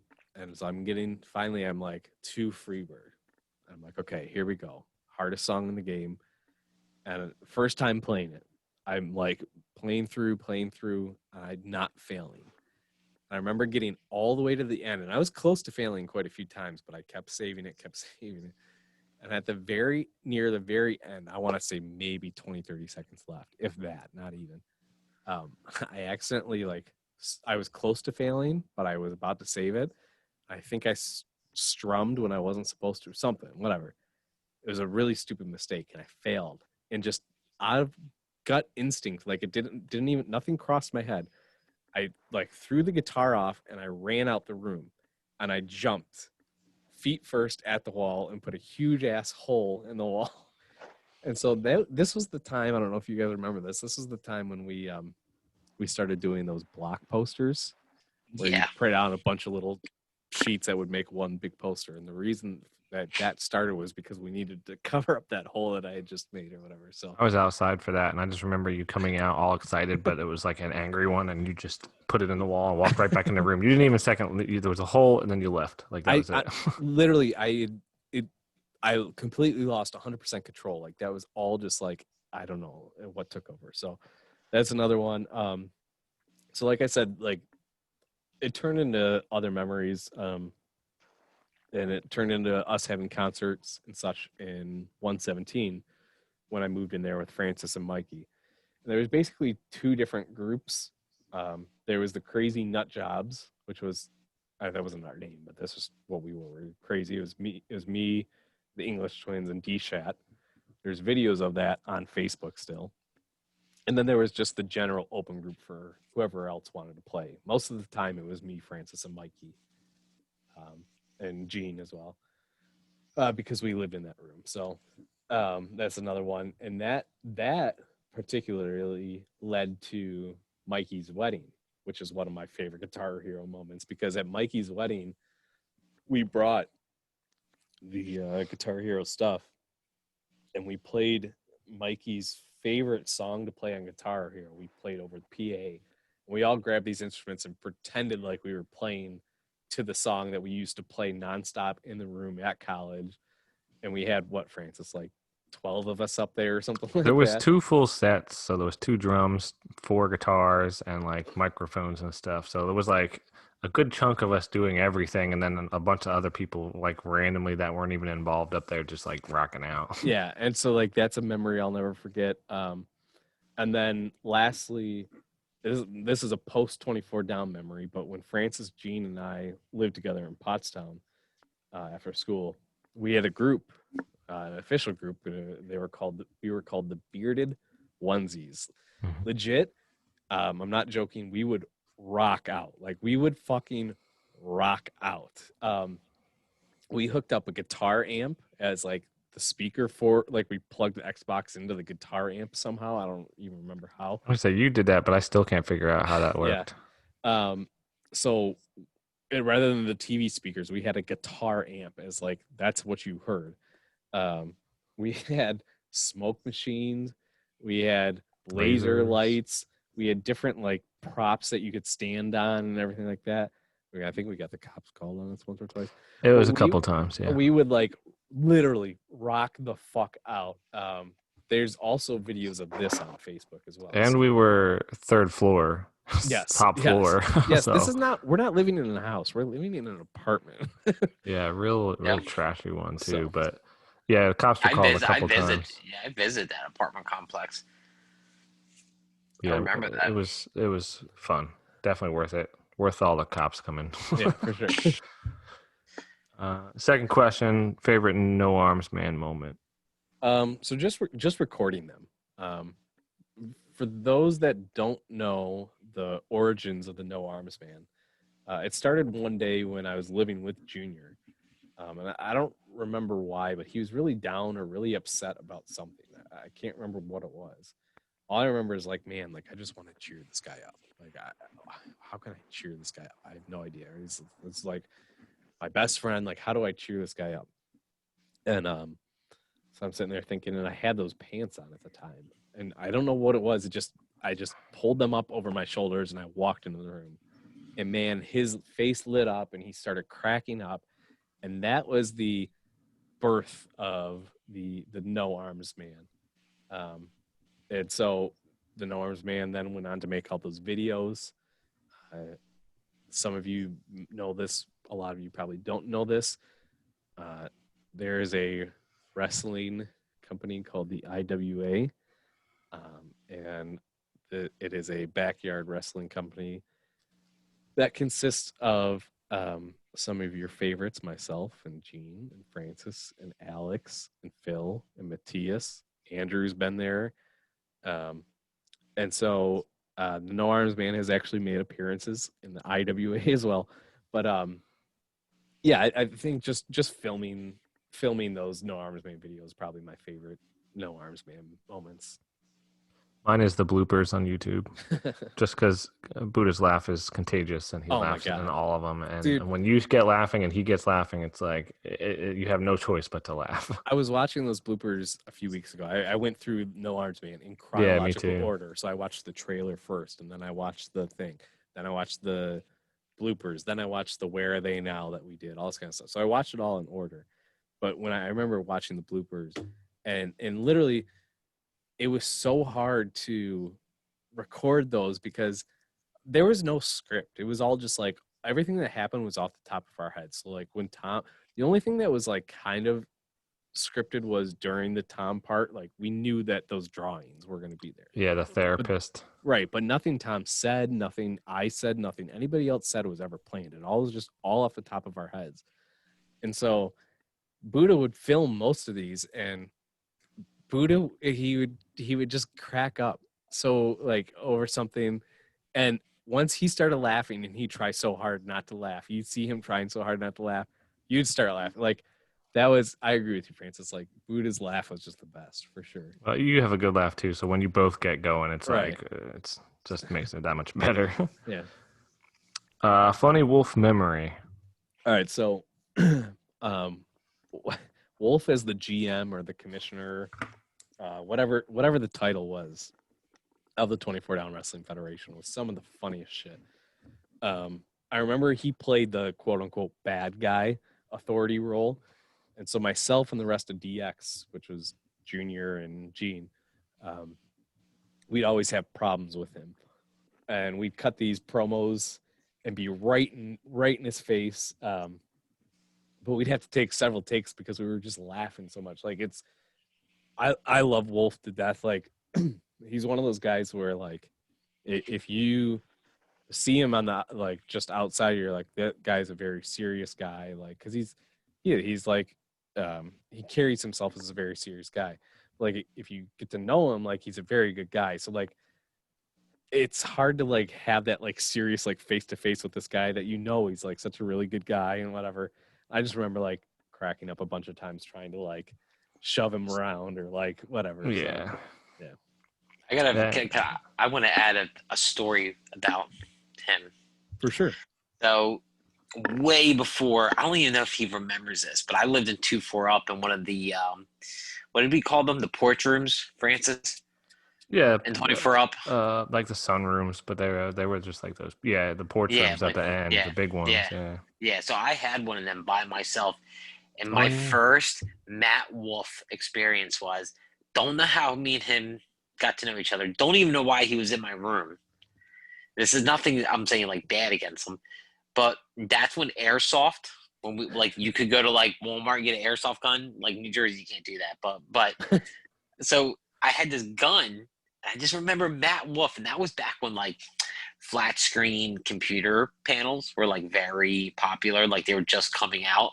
I remember Matt, and he will probably hate me for this. Goes like this.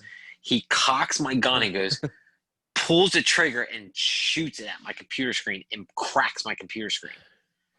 I don't know this kid, and I'm like, I just remember we both meet eyes, and he goes, "I'll pay for it." I'm like, damn right, you're gonna pay for it, dude. Because back then, like that computer screen was probably like $500 or $600. I don't know how we figured it out, but he ended up buying me one for like $100 and something bucks. But I wonder if he remembers that. Shoot my computer screen with my own airsoft guns. I briefly, like vaguely, kind of remember that story. Because I had to go to 2-4 down. I remember go down to his room downstairs to be like, all right, I found one for this much money. And he was like, oh, okay. And he was like upset. I get it, man. Like, you know, back then you didn't have a lot of money. But I remember he had a safe in his room and he like had to go like, look like, and he like gave me the money, dude. I was very surprised he even had it. But I wonder if he remembers that. All right, you can go ahead. All right. So, what's your favorite beer? So, Labatt is my favorite beer. I have a wrestler named after my love of Labatt. And speaking of beer, so Wolf and I legit, like, we live like 45 minutes, maybe an hour from each other. So we're going to get together here pretty soon for a beer because we're too damn close to not hang out occasionally. I haven't seen him since Valley Forge, I don't think, which is a shame. So I'm really looking forward to getting together with him. And now that you wonderful, wonderful people chipped in and got this awesome, amazing mic, I could even take this mic with me and do the interview right there in person. It'd be the first person to do an in-person interview. So, yeah, it's a Labatt. Cool. All right, so the next set of many, many, many questions is from Buddha, the one and only Buddha. Gotta love him, man.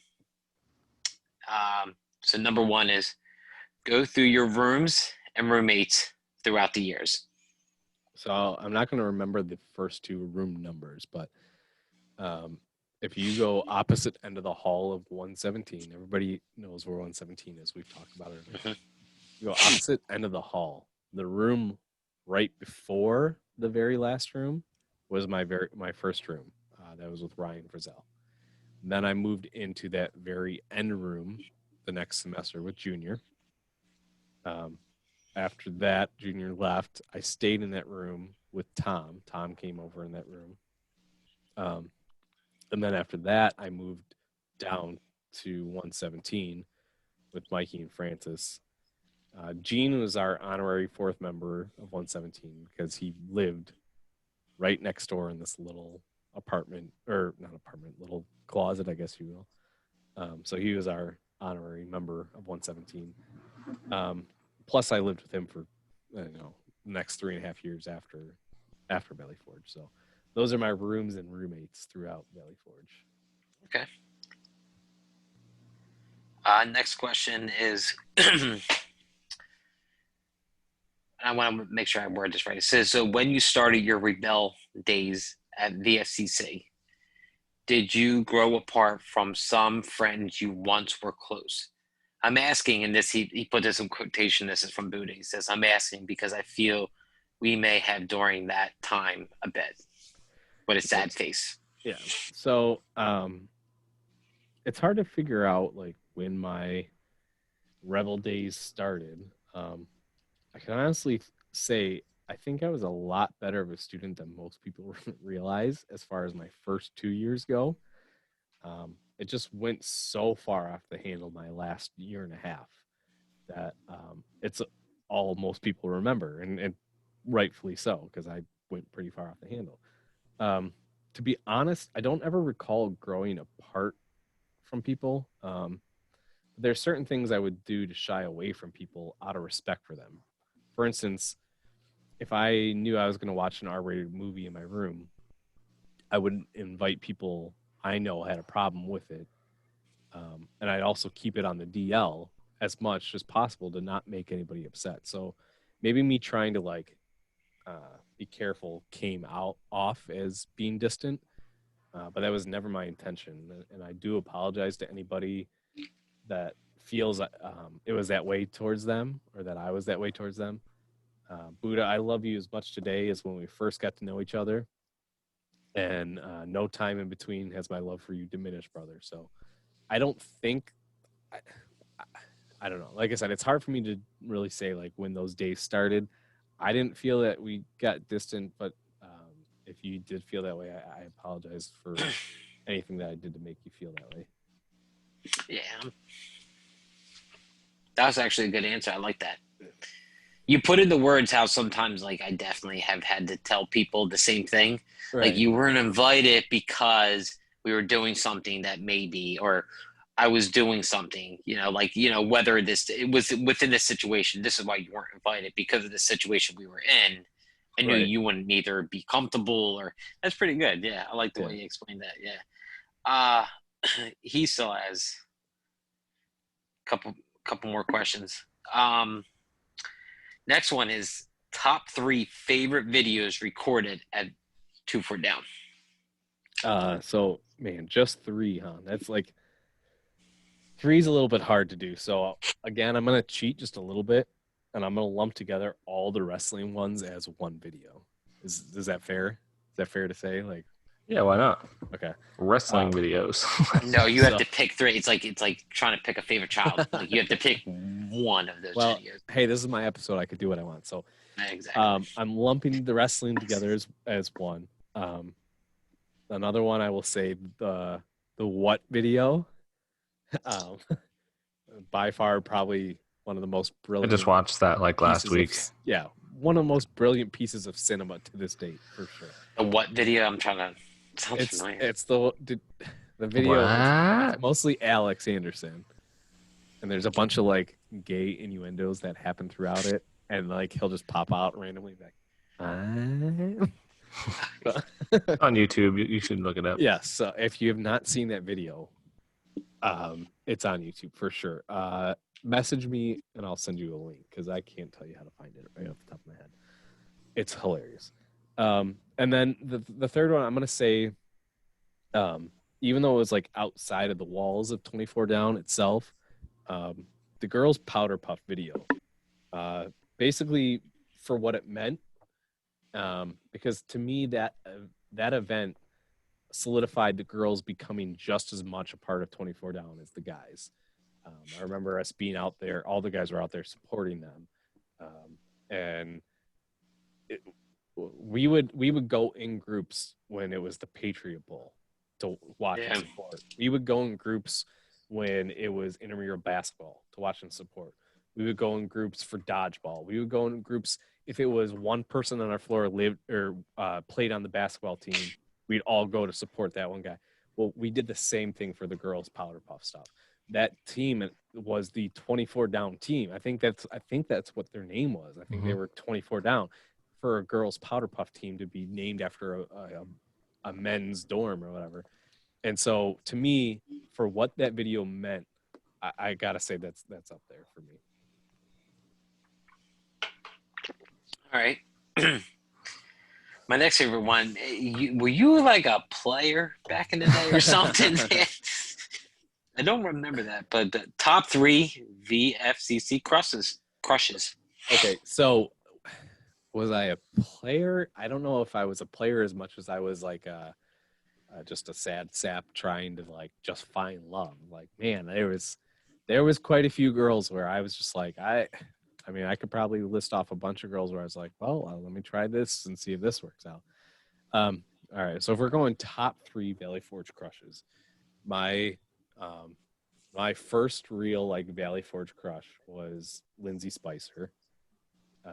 That was, I mean, it was my freshman year. So I went to Valley Forge with the mindset. This is legit. My mindset was, okay, first year at Valley Forge, don't focus on school. Don't let a girl get in the way. You can do that your second year, focus on school. So that's my mindset going in. Get to Valley Forge. First day of class, I'm in the class with this girl, and I look at her. I'm like, oh, well, fuck, that's going out the window. So she was my first crush, and that was one of the longest, maybe the longest crushes. I don't remember. So that was one.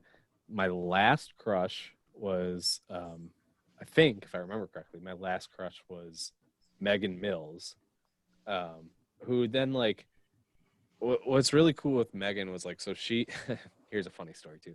So she's from Michigan as well. I didn't know her before she came to Valley Forge, but I remember when she came, I saw her. I was like, oh, that girl's really, really cute. And then like I found out she was from Michigan. We we used to play ultimate frisbee out in front of 24 down, and then I remember like because all the guys like knew like, oh, like I was kind of crushing on this girl or whatever, but like we still hadn't talked yet. Like she didn't know I existed. I don't think. Maybe she did. I don't know. But so like we were playing ultimate frisbee, and if we saw her like walking by, they'd be like, oh, like they'd be like, Josh, great catch, man. You got those hands from Detroit for sure. Like trying to like be like, hey, hint, Talk hint, you like up. here's somebody from Michigan too, you know.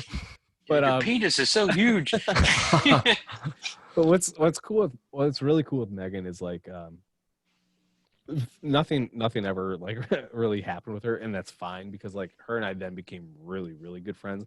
I haven't talked to her in probably at least 2 years or so, but like we had a really, really good friendship that turned out from that. So Lindsay was my first, Megan was my last. So if I had to pick a third, this was hard to do, but I think honestly, like I don't know if you guys remember. Do you remember Emily Fowler? She was only there for a year. She played on the soccer team. It was my freshman year and her freshman year.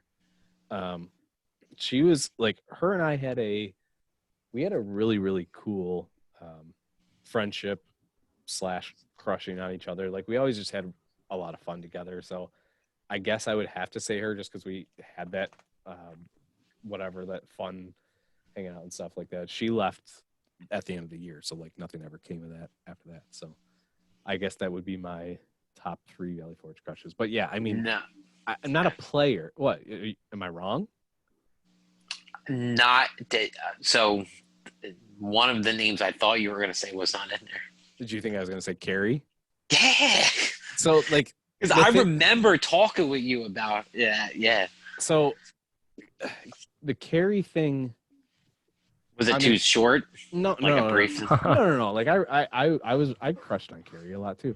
If I had to be honest, like I think the reason I didn't have Carrie in there was because like my Carrie crush like seems like it was a really long time, but if I remember correctly, it was like spurts of like a week, and then like it'd be like, oh fuck, I'm done with this, and then like a few months later, it'd be like, oh, okay, like I have a crush on her for like a week.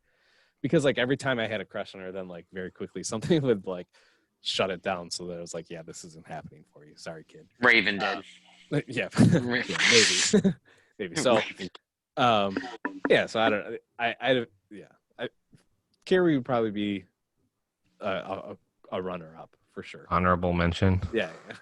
Raven's got to know what's going on because Raven still like loves everything. Like she'll like everything. Like something that gets posted on my Facebook, my wife will be like, oh, there's Raven. Raven loved it. I'm like, oh, okay. Like, yeah. It's So like, I believe Raven just accepted my friend request yesterday or the day before or something like that. So again, if they are hearing this, Carrie and Raven, I want you guys on your own episode as well.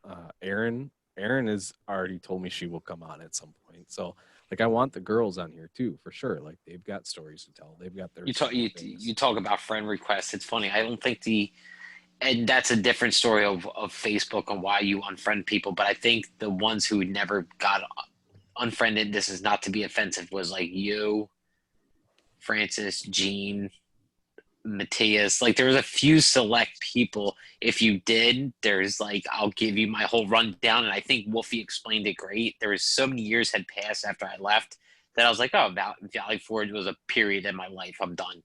But there were certain people for some reason I didn't, like you, Francis, Gene, like Matt Bowen, like something. Me, Matt Bowen, like did a lot of, once a year met up with each other at a youth convention. But it's weird that you're like, you're just accepted my friend request because I had to like go back and like, I'm not gonna lie, like free friend requests on people, and that's nothing. And I'm sure people understand, So Right. All right. believe it or That's awesome. not, can I set a firework off? We only I think got one more set of questions, and they're from Wolfie. Well, there was one other Buddha question. Oh wait, And was it? I'm only bringing Oh it up. yeah, it was only favorite bringing it up favorite 'cause boob. Yeah, favorite Yeah. Buddha moment. Yep. The only reason I want to make sure I bring it up is because I want to make sure I answer it. So That's on you, James. favorite That was on me. favorite Buddha moment, and again, there's way too many, but probably my number one, and we talked about it on a previous podcast. That was when a few of us, it was me, Junior, Mike, Pete, Nate, Campin. I think that was us. We went back home with Buddha for a weekend, and Buddha, seeing you in your element ministering to your church and the kids was awesome to see. And to this day, like I truly like love that memory and cherish that memory. So that's my favorite Buddha moment of many. That's awesome. Yeah, everyone's got good memories with him. All right. So again, last section of questions from Wolfie. Favorite rated R movie to watch at Valley Forge besides 300? So Junior guessed this. That he on Facebook. He took a guess when Wolfie posted this, and Junior is 100% right. Fight Club. Fight Club still to this day is my favorite movie. And if you remember, I had a Fight Club poster hanging in my room. At like With the bar of soap, right? Yep, every room that I lived in at Valley Forge, I had that Fight Club poster. Nobody ever asked you to take it down? No, right? Isn't that crazy? Right. Weird. Second one. We've talked a lot of smack about Valley Forge, but besides 24 Down, what was your favorite part of VFCC, and did you have any favorite professors or staff members? So besides 24 Down was my favorite part of Yeah. Valley Forge? Yeah. Fuck. I'm going to skip this for just a second and go to professors. So I know a lot of people didn't really care for him. I loved Malcolm Brubaker. I liked I'm going to forget names. Baker was cool just because I was in Youth Min. So Marino, I respected the hell out of. Eichhofer was just a G. Like, you couldn't not like Eichhofer. I'm sure there's more. I can't remember off the top of my head. Okay, so favorite non-24 down thing about Valley Forge. Well, in order to save us a few hours, I'm just gonna have to say I gotta skip this because I can't think of. The answer is nothing. And I'm not just saying that. I'm sure there's something, but like, man, it's fucking hard. Maybe like a 60-inch TV, or Okay, you know what? Here, this is. I will say this, and this is this. Was that the last question? Or is there... He's got no. He is a couple more. But remember that. Yeah, go ahead. Okay, so I will say I will get what I'm gonna get to this a little bit later, when I start just going through some random stories. My favorite thing about Valley Forge besides 24 Down was Phoenixville, and I'll get into that later. That's a good one. This is from Wolfie's wife. Uh-oh. How does a kid from Michigan find out about Valley Forge and decide to go there? Okay, so that's a great question. Literally, like, great question. My youth pastor at the time was from Pennsylvania. And so he knew of Valley Forge. He knew that I wanted to go into youth ministry. He looked up a few different colleges, and that was one of the ones. So we went to a breakaway, ironically. I think at least a year, if not 2 years before it came. And I stayed with, oh man, it's going to kill me that I can't remember his name. he was a little bit older than, so like when I came, he was at this point like a senior. I want to say he was on a 24 down guy. He lived when you came in the front of campus and you turn right, that little corner dormitory or whatever. What was that one? You remember the name of it? Was it Beisel? Maybe. And then there was like connected to it like one in the back too. Mm-hmm. So and he the lived. annex or something. Yeah, so he lived there. I want to say JP or JD or fuck. I can't remember. Anyway, whatever. So I thought maybe it might spark. Anyway, so I stayed with him for breakaway, and I don't know what. Something made me like the school. And so right then and there, I like signed some shit that I wanted to come, and they had me then like I got to send my transcripts and all that bullshit, blah blah blah blah. So it all basically was because my youth pastor at the time was originally from Pennsylvania, and he knew of the college and told me about it. So also we didn't really. I think there's some Christian colleges here in Michigan, but they're not to the level of Valley Forge even, which is not whatever. So he did. Was that the last question that I sent to you, Francis? Yeah, 'Cause he did. so that's Remember what I that? have. Remember the one he sent to us on Facebook? It was. Oh, He. yeah. So I'll read it because I have it up already. But it was. He said, "Ask Hat how he feels about this." Now this is from a. Yeah, it is. It's UVF alumni page. Yeah, there's an alumni Facebook group. Just so you know, I just found out. No, I mean, not that fucking we're way. alumni. We can't. Yeah. Maybe we could get in it. That would be really cool, just to like mess around like we used to. Oh, well, yeah. Wait. So there's a Facebook alumni page. Yeah, Yep. and he's part Well, of it. What's the criteria? part of I mean, they can't tell me I can't. Like, what do I? What do you have to send them? I'm sure Oh, they right ha- here it says don't be an asshole. We're out. I We're know. out. Well, fuck yeah. Well, fuck it. We're out. So, Wow. this person posted this thing. It says, I love so many professors, but I'd have to say Jenny Duncan Fuck. because she installed. Right there is how you feel about it, huh? Right there. That's not even the end of the first sentence. Sorry. All right, it says Jenna Duncan because she instilled so much wisdom in me while I was there and always showed me grace and love. What? I never got that. Okay, grace and love. When I made a mistake, grace and love while I made a mistake while also being honest and telling me to get it together. And love, of course. That's the chick that made me drive all the way up there to pay a fine to ask me why I was leaving Valley Forge, right? And love, of course, a few times. She also offered so much encouragement that helped me grow spiritually. And their classes were, and then there's a bunch of emojis like great, hard stuff. Yeah. So how do you feel about that comment? My initial reaction is there must have been another Jenny Duncan after the Jenny Duncan that I know of, because that doesn't fit the narrative at all. If it is the same Jenny Duncan that we know of, then I'm going to say this student must have been on a ministry team or something like that got the special treatment. So, I won't go as far to say,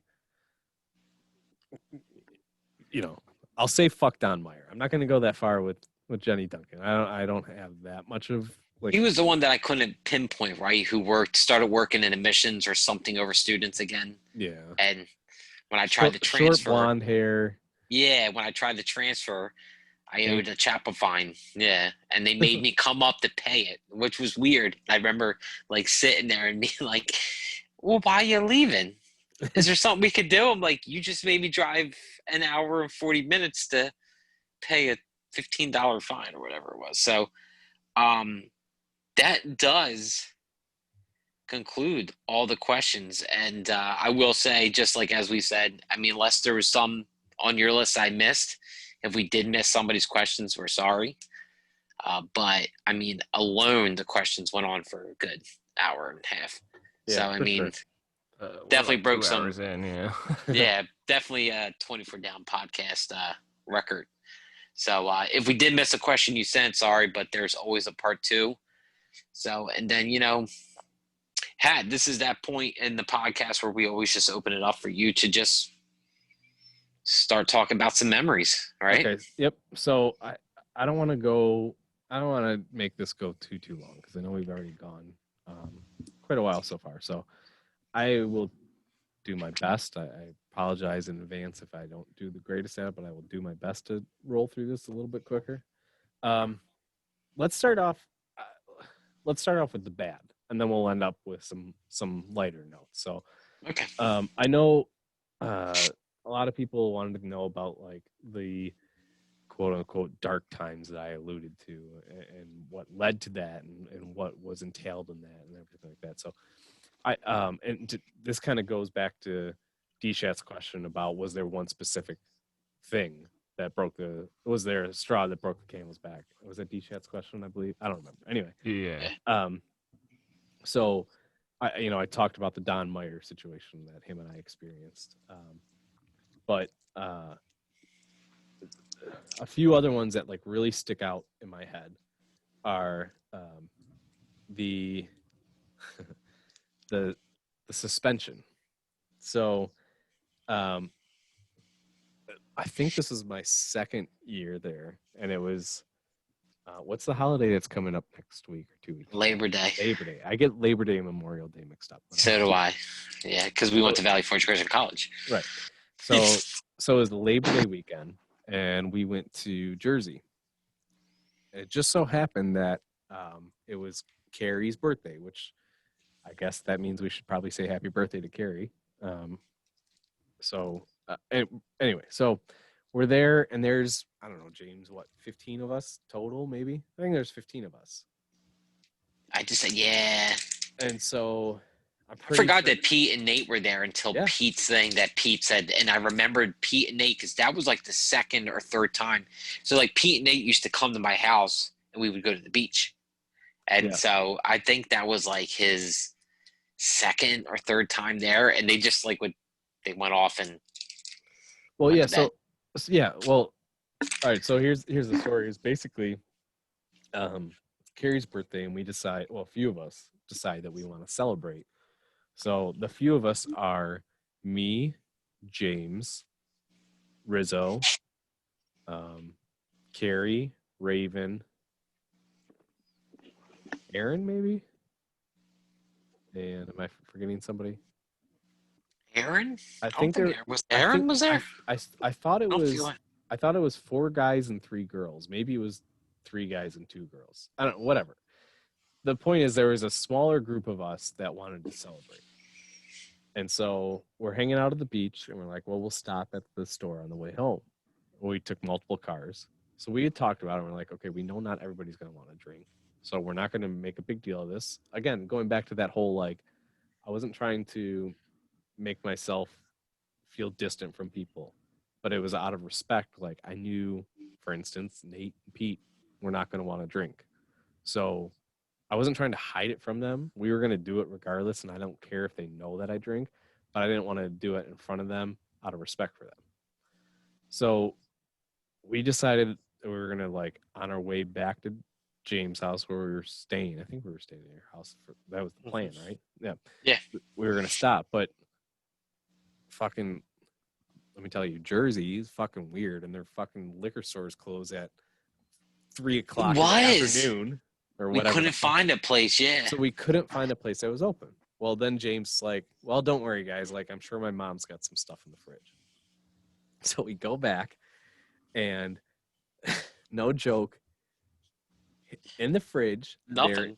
There's something. In the fridge, there is like an 1/8 of a bottle of apple pucker and 1, maybe 2 Mike's Hard Lemonades. I think just 1. Okay. So now you're talking about a Mike's Hard Lemonade or 2 and a tiny bit of apple pucker split between 7 people. That's not enough to get one person even buzzed, much less split between 7 people. So we split it up just to say like we celebrated her birthday. Now, the problem is that, and again, Carrie and Raven, if you're listening, I apologize. I don't mean this in an offensive way, but You girls that night, I think you thought you were drunk, and so you acted drunk, and there was some fight that happened, and there was some yelling that happened, and we waited till everybody went to sleep that we knew wouldn't want to drink before we did this. So they go to sleep. This fight happens. I think the cops came. Yep. Carrie and Raven ran in the house. I think Raven jumped and hid in your closet and all this kind of whatever. So it woke up all the people that we didn't want to be involved out of respect for them. Well, not protecting his name, Ty fucking was one of these people. He was our ARA.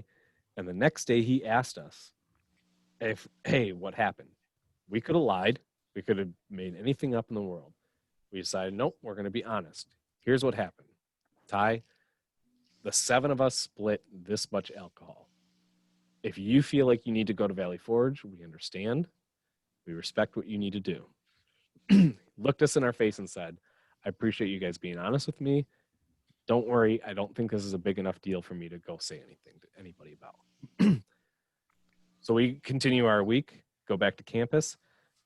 Ty goes up to some other people on campus. Hey, this is what happened. What do you think I should do? Yeah. Do you think that I should go tell? So now all these rumors start spreading. I'm talking, there's a rumor that we had 100+ person rager on the back of campus. And the cops got called. There was a rumor that we were shit-faced in a bar downtown Phoenixville, and Don Meyer walked in and caught us all. Like, just the rumors were absolutely batshit crazy. And so, like, we hear these rumors starting to spin around, and we're like, all right, listen, before these rumors get to the high-up people, let's just let's go to the office, set the record straight, be honest with them, tell them what happened. So we go and we tell them and everything like that. Now, this is why I know there was 3 girls, because I think it was Aaron, because it was Raven was on a ministry team, and I think it was Aaron and Carrie. It was Carrie and somebody else that were on the soccer team. Because 2 of the girls were on the soccer team, and one of them was on the ministry team. All us guys involved, me, James, Tom, and there might have been one other person. I can't remember. Whatever. We weren't on any sports teams. We weren't on any ministry teams, anything like that. We go up and we plead our case and everything like that. And face to face, I'm sitting with Dr. Mortensen. And I looked at him and I said, please, if there is anything that you can do, do not let these girls lose out on getting kicked off the soccer team and their ministry team. If there's extra punishment I can take, I will take that. Like, and he told me, he's like, he gave me his word. I made him give me his word. He said, I promise whatever we decide to do with them, we will do with everybody else in a similar situation. The motherfucker looked me in my eyes. I made him promise me that, and he promised me that. Okay? Guess what happened? They got kicked off the soccer team. Raven got kicked off the ministry team. We all got suspended for whatever. Okay, we broke a rule. Yeah, I'll live with that. We broke a rule. You want to suspend us? Fine, whatever. The story doesn't end there. Less than a fucking week later, members of the basketball team, multiple members of the basketball team, are caught on campus drunk, high. They didn't turn themselves in. They got caught. None of us got drunk. Flat out. There wasn't enough alcohol. None of us got drunk. We turned ourselves in. We were honest. These players on the precious basketball team that makes the school so much money were stumbling, like blasted out of their minds, drunk, high, caught. Now keep in mind, Mortensen fucking promised me, I will whatever happens to you guys will be straight across the board, will happen to anybody else who does the same thing. What happens to these basketball players? They get suspended from 1 game. They don't get suspended from school. They get suspended from 1 game, which was a fucking scrimmage game. So from that point on, I lost 100% for Dr. Mortensen. And I know there's a lot of people listening right here that respect him and are probably fans of him. But that, I'm telling you my personal reason why I think he's a piece of shit. He lied right to my face. I pled with him. We were honest with him. And he wanted to fucking do that. Like, no respect for that motherfucker. So, sorry, that was a longer one. That was the first story. I guess it was real quick. Can I just add something to that? Because I was part of that. Yes, please. My mindset, my memory of Ty is we're at Raven's Dad's house. Me and you run to go see if that liquor store is open. We come back, and Ty knew what we were doing then and said, I remember him saying he wanted to be a part of it and then backed out. You're probably right. And then fell asleep and then woke up in the morning and was like hinting like, what did you guys do? What did you guys do? Or like nothing, because we went to the beach the next day. Remember Yes. Yeah, because And, I remember yeah. like we even after everything, we even that day we went up to Pete and Nate. I remember specifically going up to both of them and apologizing. Hey, like, sorry guys, like we did keep you out of this. Here's why, out of respect.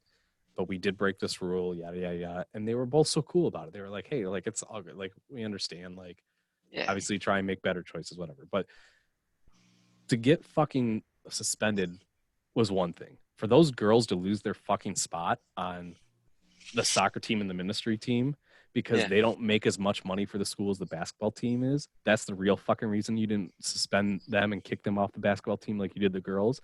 Like bullshit, Dr. Morrison. You can go get fucked. I'm sorry. Like that's just how I feel about it. I'll tell you right now, after leaving Valley Forge and being in ministry myself, and I'm not going to call out each individual minister who's in our group of friends, but every minister will know this, that you do have a favorite. For sure. And they will not admit it. They will not admit it. They will go blue in the face before they'll admit it. But there is a favorite that every minister has, and there is the one within their group that they would overlook. Like I said, I'm not going to get into every little situation and an argument about it, but I know for a fact that like being in ministry and stuff like that, you had like, and so that's where I know after leaving Valley Forge, like sitting back and thinking like, let's say it's all three of us on our leadership team, and Hat, you get caught drinking, but I have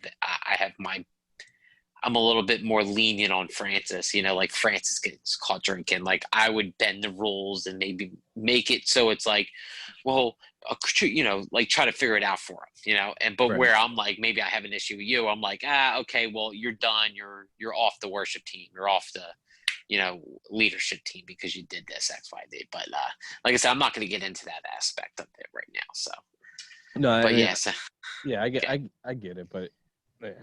So, the other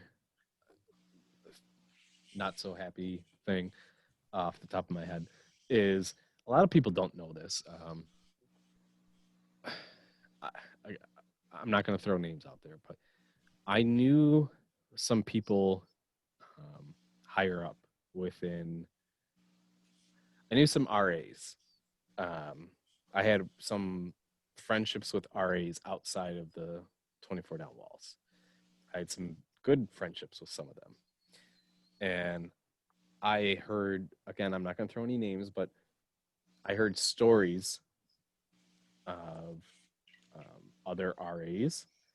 I heard stories of RDs. So now you're talking about Valley Forge employees that are sleeping around, doing things of the such, whatever. And that's okay because they're chosen or they're whatever. But here, I want to fucking watch a rated R movie that's, in all honesty, perfectly fine to watch, and you're going to fine me for it. Like the hypocrisy of that school. And I know this isn't just that school. I know this goes deeper and it's into some churches and probably reigns heavy in the AG as well. But just the hypocrisy that I constantly saw, and it doesn't make anything that I did wrong right. It doesn't. But when I see it time and time and time and time and time again, it just jaded me. It got me to a point where I stopped giving a fuck. You want to talk about the flag burning thing? Like at the time did I want all those guys kicked out and suspended? Fuck yeah, I did. Looking back in hindsight, that ruined some of their lives. That absolutely ruined some of their lives. What? Because they joked around and made some stupid video about like peeing on a flag and burnt. Like, in the grand scheme of things, okay, but you got employees that are fucking sleeping around, and I guarantee you, people knew about it too. and nothing's fucking done about that. But you're gonna ruin some kid's life who all that they did wrong was make a video about fucking burning no offense to my 24 down family, but an annoying group of friends like being overly loud at sporting events of ours. Like the truth is that's what we were. And so here's these people that are just looking to like have their own voice and do their own thing, and they get their lives ruined. But you can have fucking employees going off and sleeping around. You can have like shit like that. And I don't know why I was able to come across the knowledge of that shit, but I was.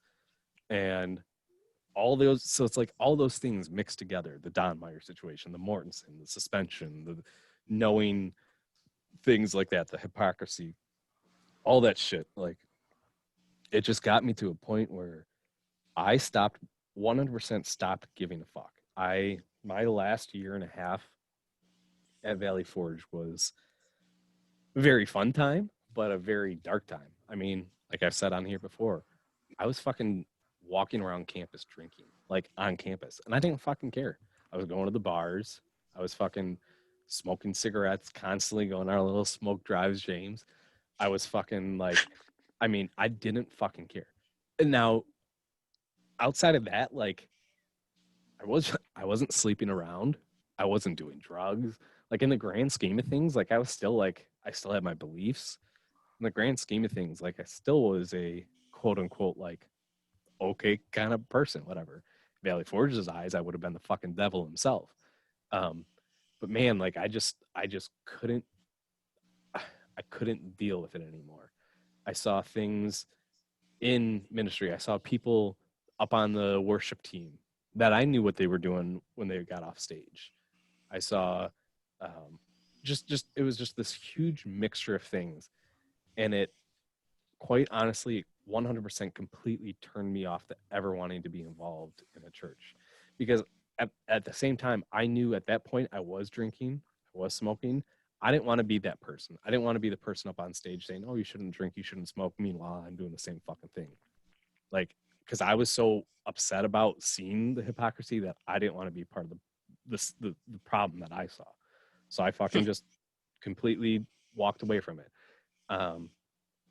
Didn't change my belief on things, but my core Christian beliefs or whatever, but absolutely 100% changed my view on ministry, 100% changed my view on the church, 100% changed my view on a lot of quote unquote Christian leaders. So that's like believe it or not, that's the quick overview of the dark period of my Valley Forge shit. So I will get into lighter stuff, but I'll let you guys touch on that if you want to at all. No. I don't really have much. I guess I saw it too, though. Like, you weren't alone in seeing that kind of stuff. And that was just, I saw it as people taking advantage of other people, For sure. I think like the same thing I saw too, and go back to my original comment. It just like I spoke about favorites. I can see that being a favorite thing. Like you keep it quiet. So maybe somebody wasn't going directly to upper management. Well, we'll say within staff, right? So staff sleeping with the RAs and stuff like that, right? You kind of hit on that. I remember hearing about that, but I don't like. Let's say we don't know for sure if somebody went to the upper management of Valley Forge and they reported this, right? Right. But maybe they heard the rumors, and just as like I explained before, that whole favoritism thing, it'd be like, oh no. Let's say it was you, like Hat Maker could never have done that. That's not him. But you'd be surprised what people are capable of. Right. And I get within the setting of Valley Forge Christian College how that can definitely, like you said, jade somebody. Like, just distort your views on that place. Exactly. So. For sure. All right. Well, let me change the mood a little bit here, and I'm gonna kind of rapid fire most of these. I just want to bring up some random happier memories that I don't think have been brought up too much, if at all, on the podcast. So going back to the question of my favorite non-24 down thing about Valley Forge, and my answer was Phoenixville. Man, Phoenixville is a fucking really fucking cool city. I remember. Do you guys remember going bridge jumping? Like, so there is like, you go downtown Phoenixville. I can't even. I right now, if we were down there, I could show you how to get there, but I couldn't directly tell you. Like, I can't verbalize it over this podcast. But you had to like go back in this like park, and then you went through this a bunch of trees and stuff, and you ended up on this train track that went to like over a bridge over water. And so we we went there, and the first time I did it, there were some locals there too.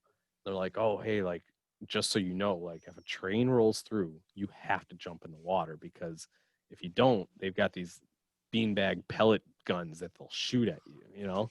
What? And so I remember like standing up on this bridge, and it's quite a drop. So I'm like, I don't know if I'm gonna jump. I'm gonna know. Like a few of us were like, shit, I don't know if we're gonna jump. All of a sudden you hear this train off in the distance. We're like, fuck. Oh shit. Like we don't want to get shot, you know, it gets closer, it gets closer. Finally it's like coming right up, and everybody's like, fuck it. And everybody like jumps at once so we don't get shot with these beanbag pellets or whatever. We all come up from the water, and the locals that were there are standing up on the bridge just cracking up. It's like something that they just tell everybody, like to get you over your fear to jump in. But like, so shit like that. Like I remember bridge jumping. Downtown Phoenixville, there was a spot. D-Shat will remember this. D-Shat and I had a spot downtown. There was another little bridge. It was not nearly as high, but I can't remember exactly where it was. But like him and I would just go back there, and we would just hang out and like talk. And like we had like a lot of really good like talks and stuff like that. I remember the bars in Phoenixville are cool. The Phoenix Firebird Festival that they do every winter, where they Oh like yeah. Phoenixville is a really fucking cool city, like very very cool city. So I wanted to just kind of bring it because I don't think anybody's really talked about Phoenixville as a whole. So that was, I wanted to bring that up. Do you remember the diner in there that we used to go Oh to? my Yeah. gosh, yeah. Yeah, And then they closed it down for like a CVS or something, but they had that same waitress who was like awesome every time we went. She was Didn't like, they physically move it? Was that that Yes. place? They Yes. physically probably, yeah. Yes, removed the building and moved it, right? yeah, because it was essentially, I think it was just like an oversized trailer. And Yeah, they- it was a historical. It was an old well, no, cart. It was an old school cart. Yeah. yeah, and then there was the bar / hotel thing that was like right on the corner, like right next to the diner, but Yeah. on the corner, and that was a historical thing. Like inside You there, took me there. there's like a plaque, I think, of like George Washington, like when he like George Washington drank here on this date, or like did something here on this date or whatever state, because I think at the time it was just a hotel. So he stayed here on this date, blah blah blah, blah, and like yeah. So that Phoenixville is a really really cool town. I told you that randomly years and years after most of us lost touch. Had a buddy who grew up South Jersey, gets married. Well, before he gets married, he meets this girl online. They are living together. And one day he's like, "Oh, I'm leaving New Jersey." I'm like, "Where are you going?" He literally moved Charlestown Road, Phoenixville. He, like, you would go past the front entrance, and he was 5 minutes up the road. And they ended up getting married at some big place that I never knew existed. It was like some train station in downtown Phoenixville. Some like place on the train. Yeah, Nice. it was weird. Years and years later. I'm gonna say they've been married 6 years now. Oh, cool. Yeah, so Yeah. So like Phoenixville, awesome. Let's see another. These are some quicker ones. Like, I remember playing hockey on the back of campus when the ground froze over. We played on the softball diamond. And I remember there was like these like blue garbage bins out there that we called the, I don't know, like the Blue Bandit or something like that. And like we're like skating and like hip checking this thing and like whatever. That memory will always stick out to me. Okay, so there is I remember like another thing too. I remember was always going to either sporting events or WWE events in Philly. A few of us went to like the Detroit Pistons play the Sixers in the playoffs, and a few of us went to that. And I got fucking shit on for wearing my Pistons jersey to that. Like, just like, so literally walking through the concourse or whatever, and the Pistons were down at this time in the game, and people were like, hey, this one guy was like, hey, everybody, like, look at this asshole. And before like he could even get his second asshole out, because he was starting the asshole chant, before he could even get his second one, there's literally like 600 people that are like, asshole, asshole. I'm like, Yeah, fuck. Like, I remember you going to know. like multiple Red Wings Flyers games. I went to one, and I'll never forget this. Because again, I always wear my Detroit shit, so I got my Red Wings gear on at this game. Walking again through the concourse, here comes this dad with his maybe 3-year-old son, maybe 3, and he's like, you could tell he's drunk. Like, hey son, look at this motherfucking piece of shit right here, and fuck the Red Wings. About, I'm like, Yeah. you're setting a great example for your son there, sir. You know, but yeah, like WWE events. I remember like there were multiple Raws I went to, even like while I was at Valley Forge, and I think I remember one in particular I was at, and people were like in the back porch watching it to like see me. Oh yeah, we took a picture of you, and we were asking you to do things. Yeah. Like, and we saw you looking down at your phone on the TV. Yeah. That was really funny. Yeah, so like that's a memory.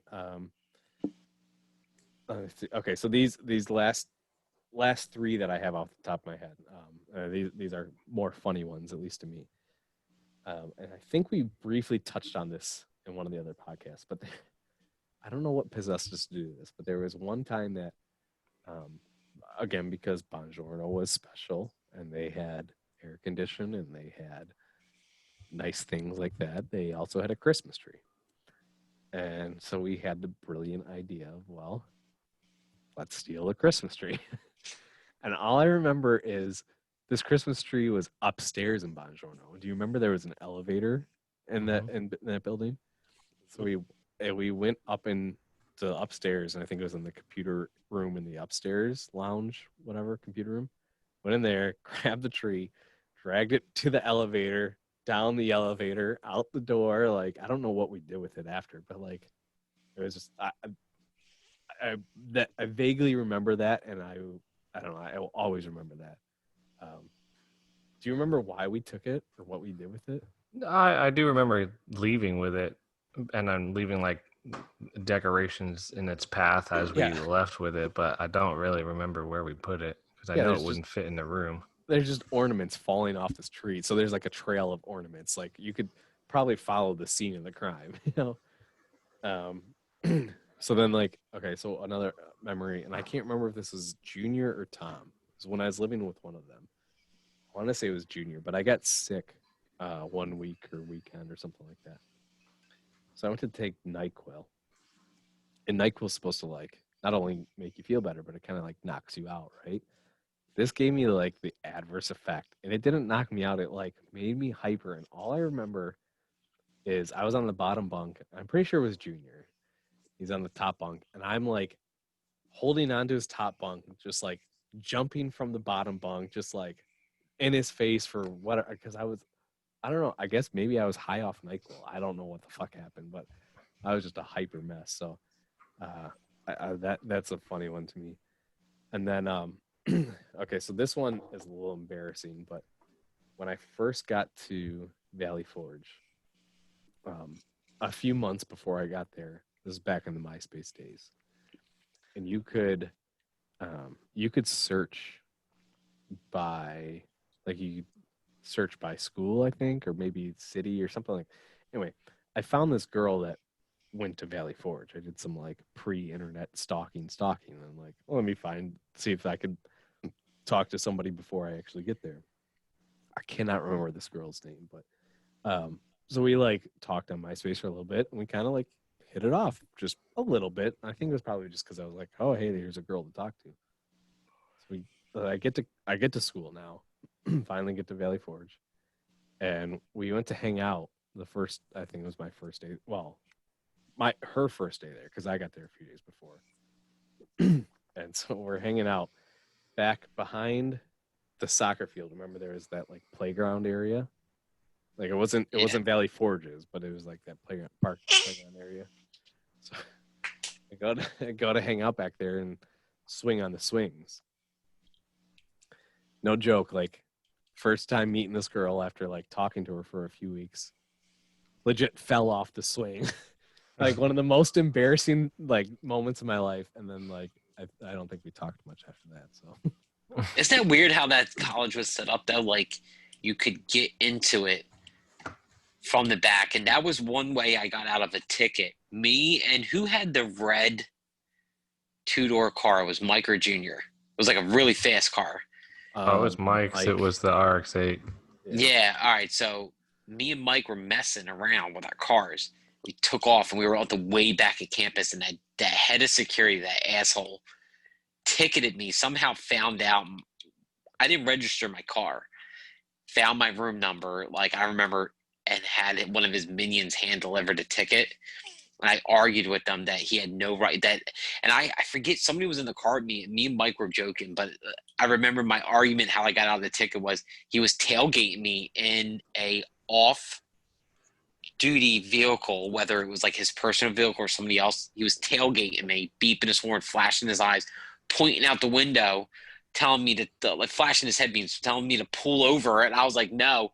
I remember we went to somewhere, and that's how I got out of it, because I was like, I wasn't even on campus, dude. But I remember, yeah, that was so weird in the back there. Yeah. Because they didn't own it, right? Well, yeah, it was like because they had there was the kids football field there. There's the playground. Yeah.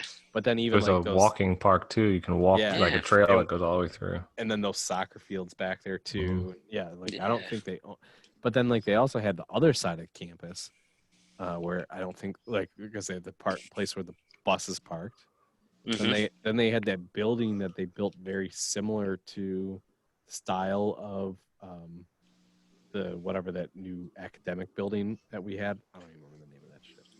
What was the like the Oh new, yeah, remember I remember that was after my first year. We had this beautiful courtyard, and they tore it down. And like built yeah, and they this. built that like academic building. Well, there was another building they built at the same time, and they rented it or they leased To a it out. school or something. Yeah, It was so an elementary school. I used Yeah. to work there. yeah. Really? Yeah, I Yep. didn't know that, Francis. So yes, I don't know. Off the top of my head, those are just some quick memories. There's so many more, man. Like I love this family so much. I'm so thankful for everybody. I'm thankful that things are starting to roll again, and we're all starting to reconnect again.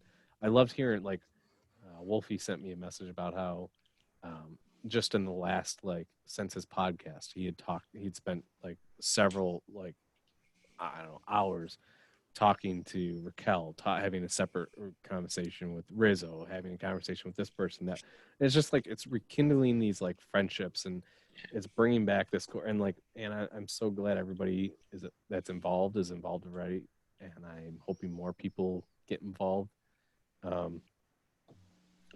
There's the time of the show that I'm going to do these cheap little plugs here. Well, I'll let me just add a note for you there. I know that you feel that you don't like taking the credit, but from a personal standpoint, and this is like again, like I've said this before, not to cause any offense to anybody, but I had basically up until March had written you guys all off. Not to say it in a bad way. It wasn't like I hated you guys or anything, but Sure. time had passed, life had lived, and we all went through personal things. When I say written you guys off, I mean basically had said, like I said, I'll go back to Wolfie put it in there. Wolfie was like, that was a point in my life. I put it away. I filed it as that was fun. And it's weird how, like, I remember sitting, like, I don't typically go on Facebook. Everything on Facebook's usually my wife.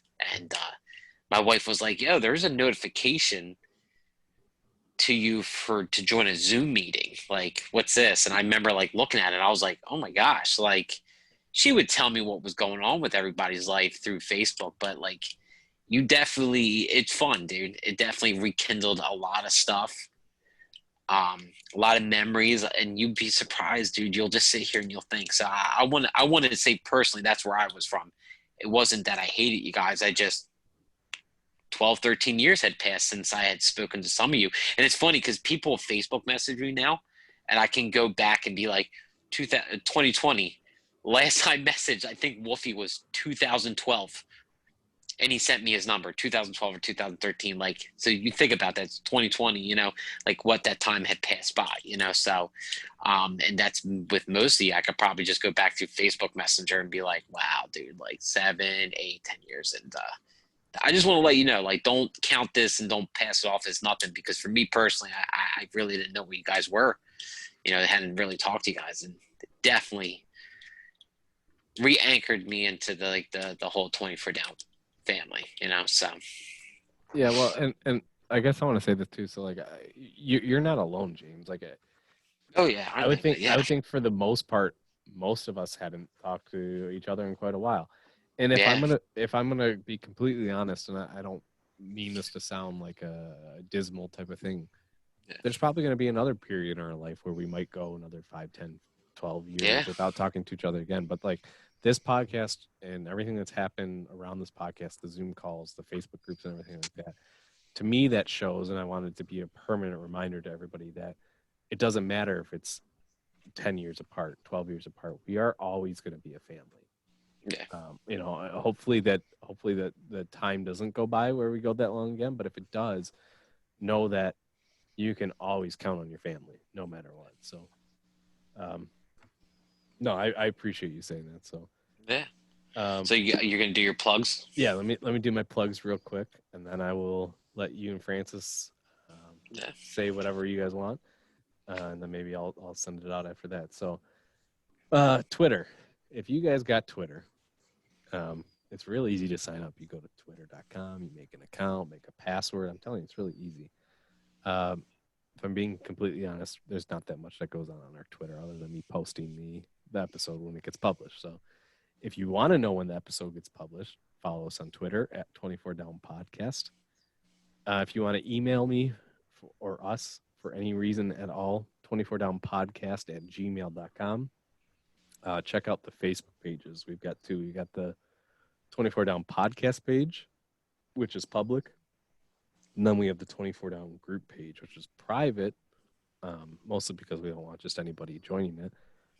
But if you are not in it and you want to be in it, start messaging some people you know in 24 Down, because I guarantee you one of them, at least one of them is in it, and they will get you in it so that you can then be in it. We've got this podcast now on YouTube as well. I don't know. It's really, I think it's still kind of hard to find us on YouTube just by searching. So again, you got to be involved in the Facebook groups to find the links for those. And then lastly, if you want to buy one of these cool 24 Down podcast shirts, you go to storefrontier.com /24 down. There's also design with just the 24 Down logo. So that's my weekly plugs. Francis and James, I will let you guys each say what you want to say. I'll close it out after that. But before you guys say your thing, I just want to thank both of you for being a part of this. Like I said, I didn't think that I would ever have my own episode. I'm glad to have you both on this. You both can handle my language. You both can handle my honesty. You both can handle every part, every negative part that I might portray. So I really appreciate you guys being on here. Yeah, so I appreciate the opportunity to come up and interview you. You know, I always enjoy our time together, whether it be wrestling or podcasting or talking about wrestling or anything like that. Trading cards. Just kidding. But yeah, man, I love you, brother, and that'll never change. And I can't wait to hopefully see you here in a couple of weeks. So For sure.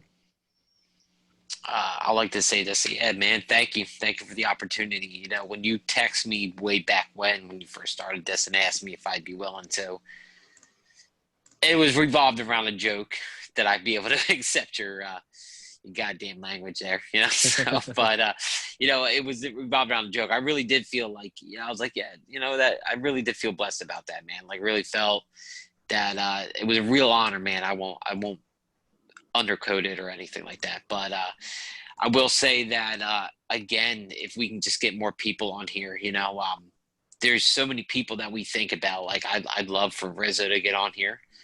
You know, Tom was a big part of our life. You know, I'd like to see him on here. And if you're scared I will give you that. If you're scared to think, like, what am I gonna say? Wait till the questions come in and then sit back and write some stuff. I did not write stuff down like Hat did. If you see on this YouTube video, he was very well prepared, and maybe from 10 episodes seeing people not being well prepared, maybe prepared him. I don't know. But again, dude, thank you, man. And I will say that it was fun.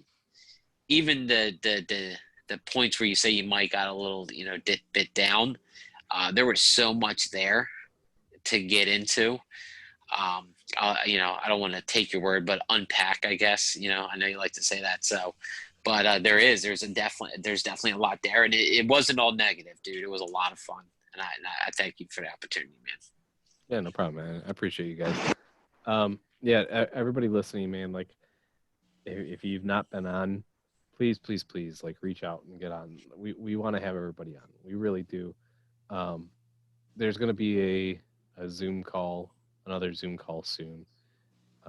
If you were a part of that, or if you weren't a part of one of the original ones, I'm telling you, it's a blast. It's literally just like being back there. Everybody's hanging out, cracking jokes. It's nonstop laughter. It's so much fun. Look out for the information on that on Facebook.